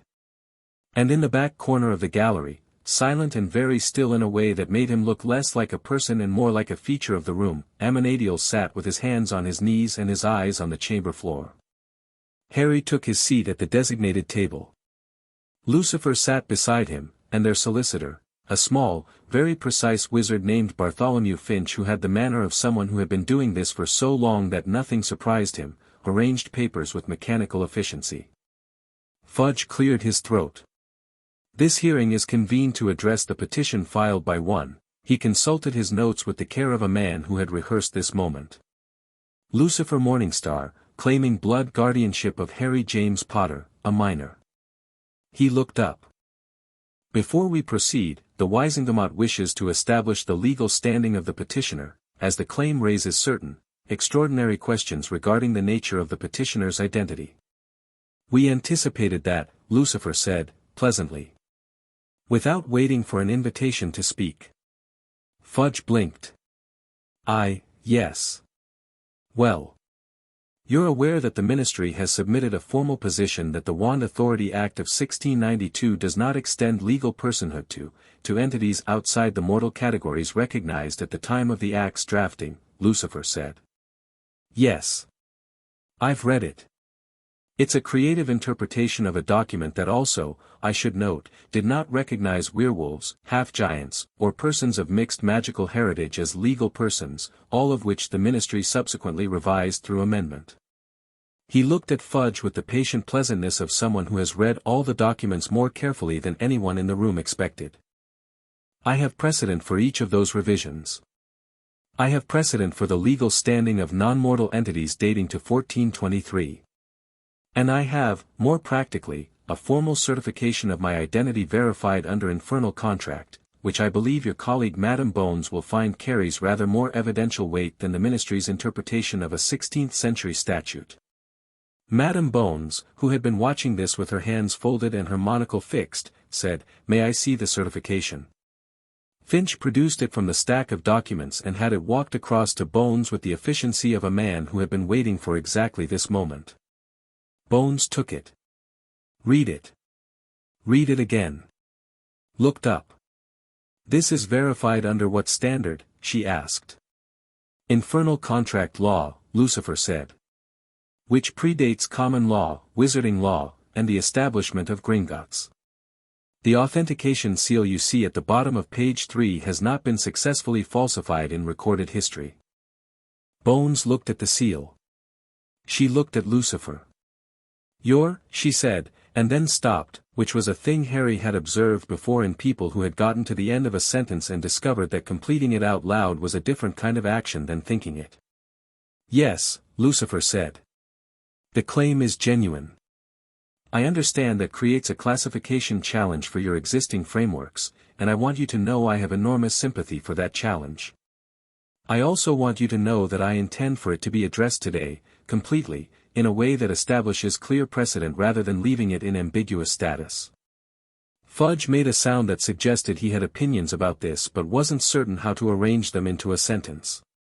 The question of standing is answered by the documentation, Finch said, with the measured voice of a man who had been waiting patiently to contribute.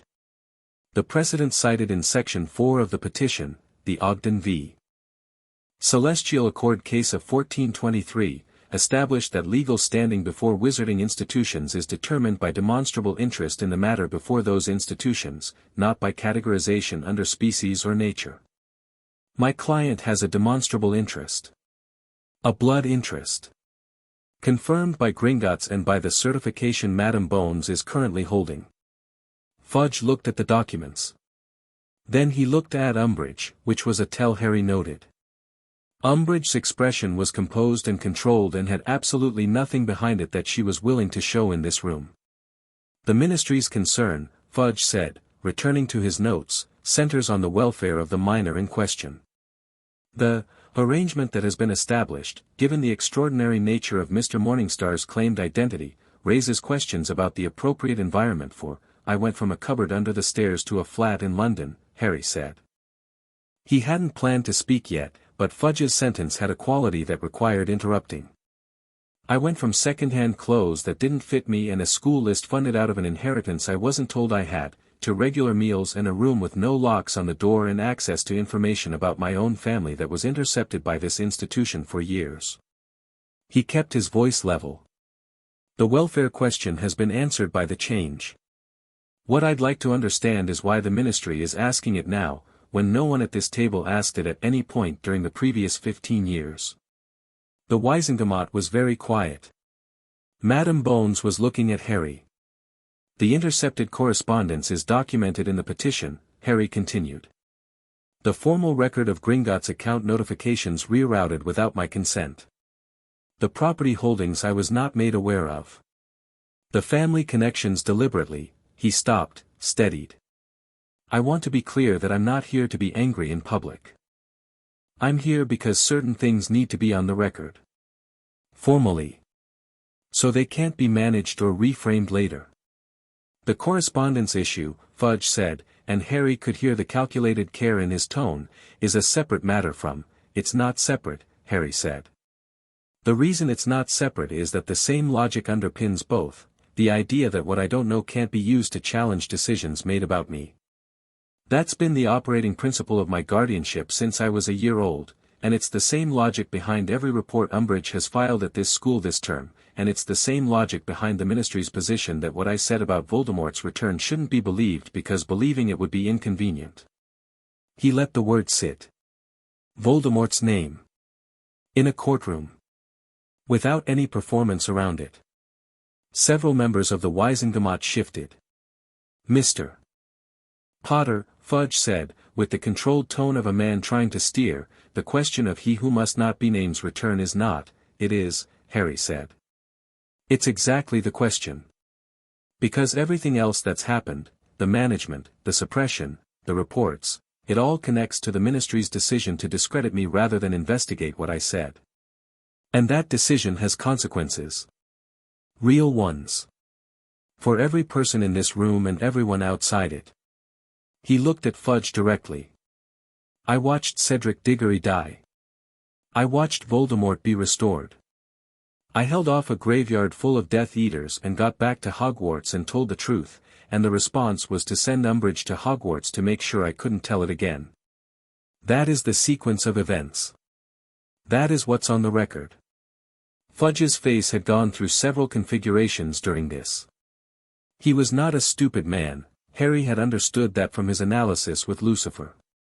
He was a frightened man, which was different. The frightened part was visible now, sitting right below the surface of his ministerial composure. Madam Bones said, quietly, Cornelius. Fudge looked at her.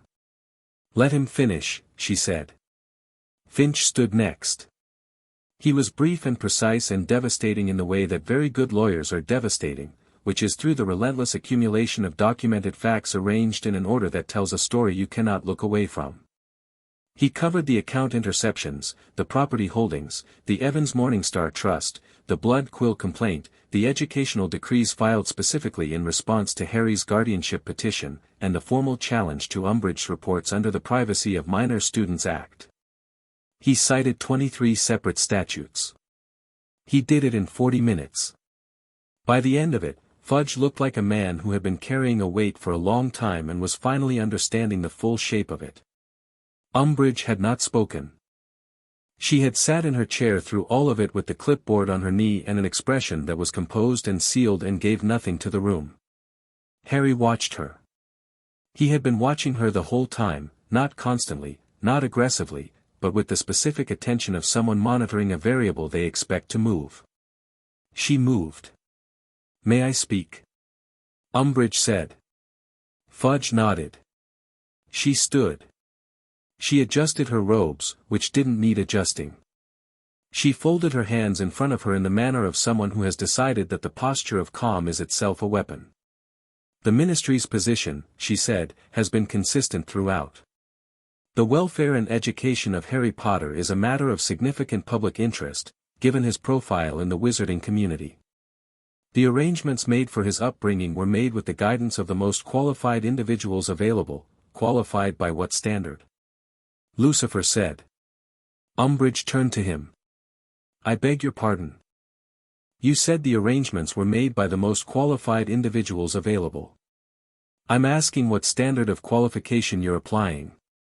Because the documentation in front of this body suggests that the arrangements made included housing a child in a non-magical household with no education about his own nature, no access to his financial inheritance, no knowledge of his family history, and, I want to make sure this is on the record, a bedroom with 3 external locks, a cat flap installed in the door, and bars on the window.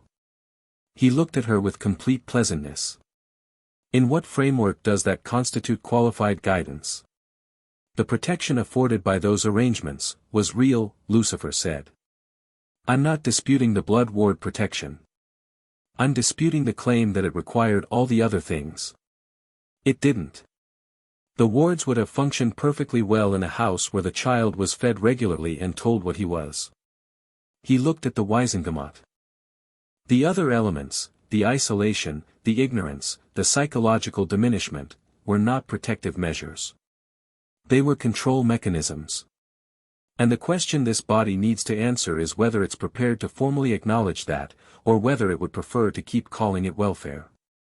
The chamber sat with this. Madam Bones had not taken her eyes off Lucifer since he'd begun speaking. She had the expression of someone doing continuous, focused analysis, running everything she was hearing against a framework that was being updated in real time. The ministry, she said, to no one in particular and everyone at once, has a significant amount to answer for in this matter. She said it clearly, in the voice of someone who had been constructing this sentence for 20 minutes and had decided it needed to be said out loud. The question before us isn't whether Mr. Morningstar's claim is valid. The documentation makes that question academic. She looked at Fudge. The question is what we are going to do about the pattern of decisions that allowed a child of this institution's most significant bloodline to reach 15 years of age without basic knowledge of his own identity and inheritance. Fudge was looking at the table. Minister, Bones said, with the patient insistence of someone who had been in this room with Fudge before and knew how long the silence before the answer could run. The claim, Fudge said, not looking up. The guardianship claim is, the documentation appears to be, in order. It was not a statement made with enthusiasm. It was a statement made by a man who had assessed the available options and identified the least bad one and was proceeding accordingly. Harry recognized the quality of it because he'd seen similar calculations made in similar moments by people who had run out of room to maneuver.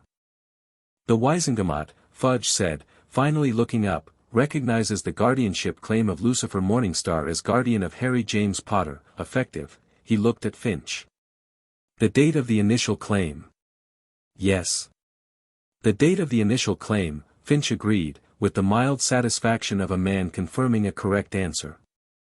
And the blood quill complaint? Bones asked, looking at Umbridge. Umbridge was very still. The Magical Artifacts Office will receive the quill and conduct their assessment, Bones said, in a tone that made it clear this was a statement of what was going to happen rather than a suggestion.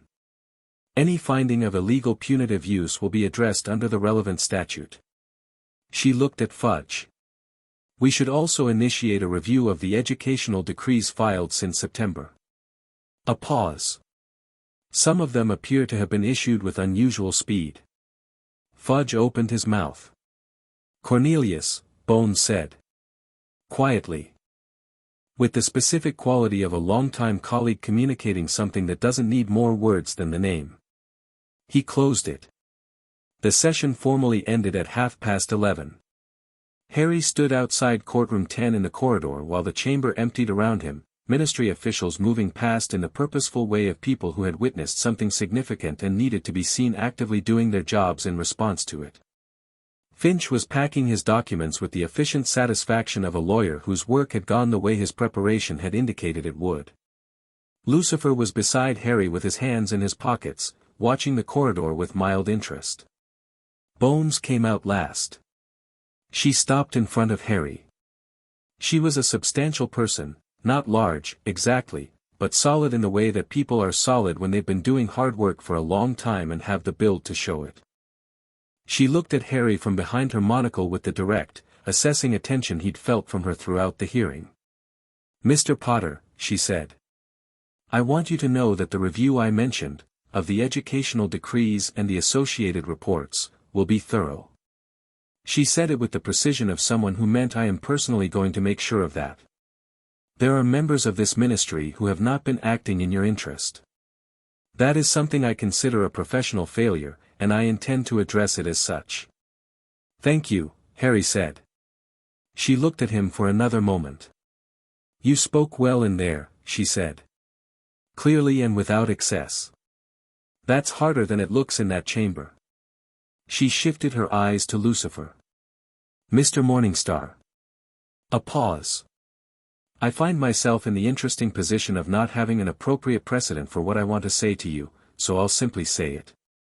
The claim is valid and the child is clearly well. I hope things continue that way. As do I, Lucifer said. Thank you for your fairness today. It was more than I was certain we'd find. Bones made a small sound that was not quite a laugh and walked away down the corridor with the purposeful stride of a woman who had a great deal to do.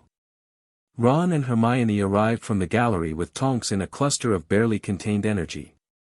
Ron's face had abandoned the attempt at calm from earlier and was now doing several things at once, the predominant emotion something between elation and the mild residual shock of watching a judicial proceeding dismantle itself around you. Hermione had filled approximately 4 pages of her notebook and was looking at Harry with the expression she reserved for moments that exceeded her predictions. They recognized the claim, she said. They actually, with full legal acknowledgement, effective retroactively, yeah, Harry said. And Bones mentioned a review of the educational decrees, yeah. Hermione closed her notebook. Harry, she said, very precisely. This was extraordinary. It was very well handled, Tonks said, with the tone of someone choosing words carefully. I'm going to have some interesting reports to file this afternoon. Very interesting. Her hair was a brighter pink than usual, which on Tonks was a reliable enthusiasm indicator. Umbridge, Ron said. What happens to Umbridge? The blood quill complaint goes to the Magical Artifacts Office, Harry said. Bones said the educational decrees review is happening. It won't be immediate and she won't be removed today. He looked at Lucifer. But she's been moved from a position of institutional protection to a position of institutional liability, Lucifer said. Fudge will not protect someone who has become a legal problem for his own already challenged credibility. She'll know that. It changes how she operates. He paused. She'll become more careful or more desperate, one of the two. Careful umbrage is manageable. Desperate umbrage makes the mistakes I mentioned. Which one do you think? Ron asked. Desperate, Lucifer said, without particular hesitation. She's not built for careful under pressure. None of the truly committed ones are. They moved down the corridor toward the atrium. The ministry moved around them, and Harry was aware of the watching, more overt than when they'd arrived, less concealed. Officials who found reasons to move in the same direction. People pausing near water coolers, leaning toward colleagues. The ministry was a building full of people whose professional survival depended on knowing which way things were moving, and the things that had happened in courtroom 10 this morning were moving in a direction that everyone in the building was now processing. In the atrium, at the fountain, Fudge intercepted them. He'd come down ahead of them somehow, or had been waiting, Harry couldn't tell which. He was standing near the edge of the fountain with two aides at slight distances, looking like a man who had rehearsed something and was going to say it regardless. "Mr. Potter," he said. Harry stopped. "I want you to know," Fudge said, with the careful, specific cadence of a man choosing between three versions of a sentence, "that the ministry's position on the events of last June, is under review." He swallowed. "In light of new developments and the compelling nature of certain documentary evidence that has been brought to our attention, the review is welcomed," Lucifer said pleasantly. Fudge looked at him. Then back at Harry. "I want you to know that that certain decisions were made based on information that was wrong," Harry offered. "Incomplete," Fudge said, in the tone of a man who had made a political calculation. He straightened slightly. "There will be an official communication forthcoming regarding the ministry's public position on certain matters. Within the week." He looked at Harry for a moment with an expression that had several layers, the outermost being official and the inner ones being considerably more human. "I hope you know, that my concern for your well-being has always been genuine. Whatever else." Harry looked at him. He thought about Lucifer's lesson, the space between provocation and reply, what you could fit in the width of that space. "I know," he said. "I think you believed what you were doing was right. I think most people do, most of the time." He paused. "That's not the same as it being right. But I know the difference." Fudge looked at him for a moment. Then he nodded, once, with the subdued quality of a man who has just been given something he didn't entirely deserve and knows it. He left. The aides left with him. "Tonks," very quietly, said, "Merlins, don't," Harry said, with something that was close to a smile. "Right," Tonks said. "Right. No. Professional. Very professional."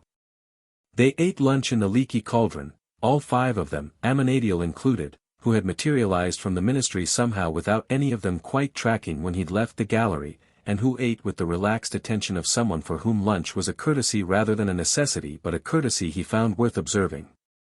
The conversation was loud and overlapping and frequently came back to specific moments in the hearing from Ron's perspective, which was mostly the perspective of someone cataloging reactions for future appreciation. Hermione's notebook was out 3 separate times to cross-reference things. Tonks told a story about a Wisengamot hearing from 3 years ago that involved a transfigured badger and a visiting dignitary, which she told primarily to give herself somewhere to put the excess energy of the morning. Lucifer ate his steak and listened with the comfortable attention of someone who found the people around him genuinely interesting and had stopped being surprised by finding that. Harry sat in the middle of all of it and felt the specific warmth of it, the noise and the food and the faces of people who were there because they wanted to be, who had chosen to be here with him, who were laughing about ministry officials and quoting legal precedents and recounting the look on Fudge's face at the fountain. He'd had this before, he thought, in the Gryffindor common room, in the Weasley kitchen, in the moments that had made Hogwarts feel like home. But it had always come with a background noise, a low, constant hum of something precarious, something that could be taken away. The knowledge that the people who officially controlled his life had decided to do so in a way that could remove all of this if they chose. The noise was quieter now. Not gone. Not yet. But quieter. The DA, Hermione said, between one conversation and the next, directing this specifically at Harry. After today, Bones mentioned reviewing the educational decrees. 24 might not hold. It might not hold for a while, Harry said. The review takes time. And even if 24 is pulled, Umbridge will try something else. He turned his water glass. The meeting at the Hog's Head is still the right call. People need to know how to actually defend themselves regardless of what the decree says. What's the DA? Tonks asked. Something we're organizing, Hermione said, with the slight primness of someone who had decided the less official detail offered, the better. Tonks looked at her for a moment. Then at Harry. Then she picked up her butterbeer and took a deliberate sip and looked at the ceiling. I don't know anything about that, she said, very professionally. Nothing at all. Amenadiel, who had been quiet for most of lunch, looked at Harry from across the table. The grounding work, he said. I know, Harry said. I've been doing it. It's been inconsistent. Inconsistent is progress from absent, Amenadiel said. But what you experienced in the courtroom today, that clarity, that groundedness you felt when you were speaking, that is what consistent practice produces. He met Harry's eyes. You felt it? Yeah, Harry said. I noticed it. I didn't have to think about the breath before speaking, it was there.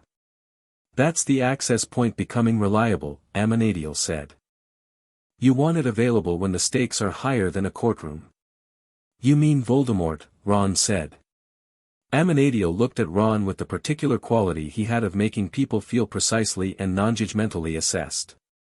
I mean anything with life and death stakes, he said. The higher the pressure, the more you need the deeper layer to be accessible reflexively. We'll work on it. Ron looked at Amenadiel. Then at Harry. I want to be clear that I am deeply, deeply fine with your grandfather's brother being an angel, for what it's worth. I know, Harry said. I'm just noting it, Ron said. For the record. It's fine. I'm fine. You're the opposite of fine, Hermione said, with affection. You've been mildly stunned since September 1st. Lovingly stunned, Ron corrected. There's a difference. Lucifer, who had been eating with the relaxed quality of someone thoroughly enjoying the moment, looked at Ron across the table with an expression of mild approval. You handle unusual information with remarkable equanimity, he said. I grew up in a magical house with 6 siblings, Ron said. My bar for unusual is quite high. Clearly, Lucifer said, and there was something genuinely warm in how he said it. They were back at Hogwarts by evening, arriving in the carriages with the particular slightly surreal quality of a day that had been significant and was now depositing them back into routine, the way significant days often do. The castle received them the way the castle always received students coming back from Hogsmeade, the warmth of the entrance hall, the smell of dinner from the great hall, the background noise of several hundred people all moving in slightly different directions for slightly different reasons. Harry moved through it all with the particular combination of tired and alert that came from a day of sustained high-stakes performance. Neville was waiting for him at the top of the stairs, which was not unusual in itself. Neville often found Harry in the corridors after long days, with the unassuming persistence of someone who had decided Harry was worth finding. But tonight he had something in his expression that went beyond the usual. I heard, Neville said. About the hearing. About what happened. Word moved fast in Hogwarts. It always had. What did you hear? Harry asked. That it went well. That they recognized the claim. Neville fell into step beside him. That you spoke in the Wizengamot and made Fudge look like he'd been caught doing homework he hadn't done. That's not precisely what happened, Harry said. Is it roughly what happened? Harry considered this honestly. Roughly, he admitted. Neville was quiet for a moment as they walked. The DA meeting at the Hog's Head, he said. I'm coming. I know you are, Harry said. I want to learn properly, Neville said, with a particular quiet seriousness that was different from his usual tentativeness. Not theory. I want to actually be able to do something. He paused. After what happened to my parents. He stopped. Started again. I want to not be useless if something happens. Harry stopped walking. He looked at Neville, at the round face and the determined set of his jaw, at the 15 years of being underestimated that sat in his posture and at the thing underneath that posture that had always been there and had never quite been given a proper frame. You've never been useless, Harry said. Useless people don't keep showing up when things get difficult. You always show up. Neville looked slightly thrown by the directness of this. Then something settled in his face. The Hog's Head, he said. The Hog's Head, Harry agreed. He found Lucifer's letter waiting on his bed when he got to the dormitory. It must have come while he was at dinner. He read it sitting on his bed with his school robe still on and Hedwig watching from her perch. The hearing went exactly as planned, with one pleasant deviation. Bones's willingness to publicly commit to a review was not something I was certain of. She's better than her institution deserves, which is a feature I find rather touching. Fudge will issue a statement within the week. I expect it to be carefully worded and deeply inadequate. But it will exist, which is more than it did yesterday. The record is being rewritten and records, once rewritten, are very difficult to restore to their previous version. Umbridge, watch her. She will act before the review concludes. People like her always do. The Wisingamott's recognition of the claim has a secondary effect I didn't mention in the meeting today because I didn't want to front-load the day's information. Under Wizarding inheritance law, the formal recognition of blood guardianship activates certain protections that were dormant. Your estate protection clause, written into the original Potter family charter in 1782, now applies to you directly rather than being administered by the school. This means Hogwarts is legally obligated to act in your interest in all disciplinary matters, with failure to do so being actionable under that charter. I've had Finch send the relevant notification to McGonagall. One more thing, and I want to say it clearly, what you did today in that courtroom was yours. The preparation was collaborative. The documentation was our solicitor's work. The standing in that room and speaking plainly about your own life to the people who were supposed to be responsible for it, that was entirely you. I want you to know that I saw it and I'm proud of it in the way I am apparently capable of being proud of things, which turns out to be more than I previously estimated. L. P.S. Aminadiel wants you to work on the lateral grounding exercise before the end of the week. He says the hearing demonstrated good access under pressure but that you're still slightly left-leaning in your weight distribution, which apparently means something technical. I'm relaying this because he asked me to and not because I understand it. Harry read the letter twice. He set it down and sat there for a moment with the sounds of the dormitory around him, Dean and Seamus talking, Ron's footsteps on the stairs, the particular nighttime settling of the castle. He looked at Hedwig, who was watching him with her head tilted in a way that suggested she was prepared to listen if he had something to say. He didn't have anything to say. He had something to feel, which was different, a warmth that was unfamiliar, not because warmth was unfamiliar but because this particular warmth was attached to a source he'd had for exactly 2 months and was still learning the dimensions of. Still learning where it started and stopped, how much it weighed. Proud of it in the way I am apparently capable of being proud of things, which turns out to be more than I previously estimated. He folded the letter carefully and put it with the others, Sirius's letter, and the accumulating notes from Lucifer, and the 2 pages Aminadiel had sent on lateral grounding, and the Wisingamot petition, which he'd kept a copy of. A stack that was growing and which lived in the inner pocket of his school trunk where the photo of his parents lived, all of it together, all of it his. Ron came in and dropped onto his bed. "How are you?" he asked. "Good," Harry said. And it was still true. Really genuinely good, actually. Ron looked at him for a moment with the direct, uncomplicated assessment of his best friend. "Yeah," he said. "You look it." He paused. "That's weird, isn't it? I mean not weird bad. Just, different. You look different than you did in September."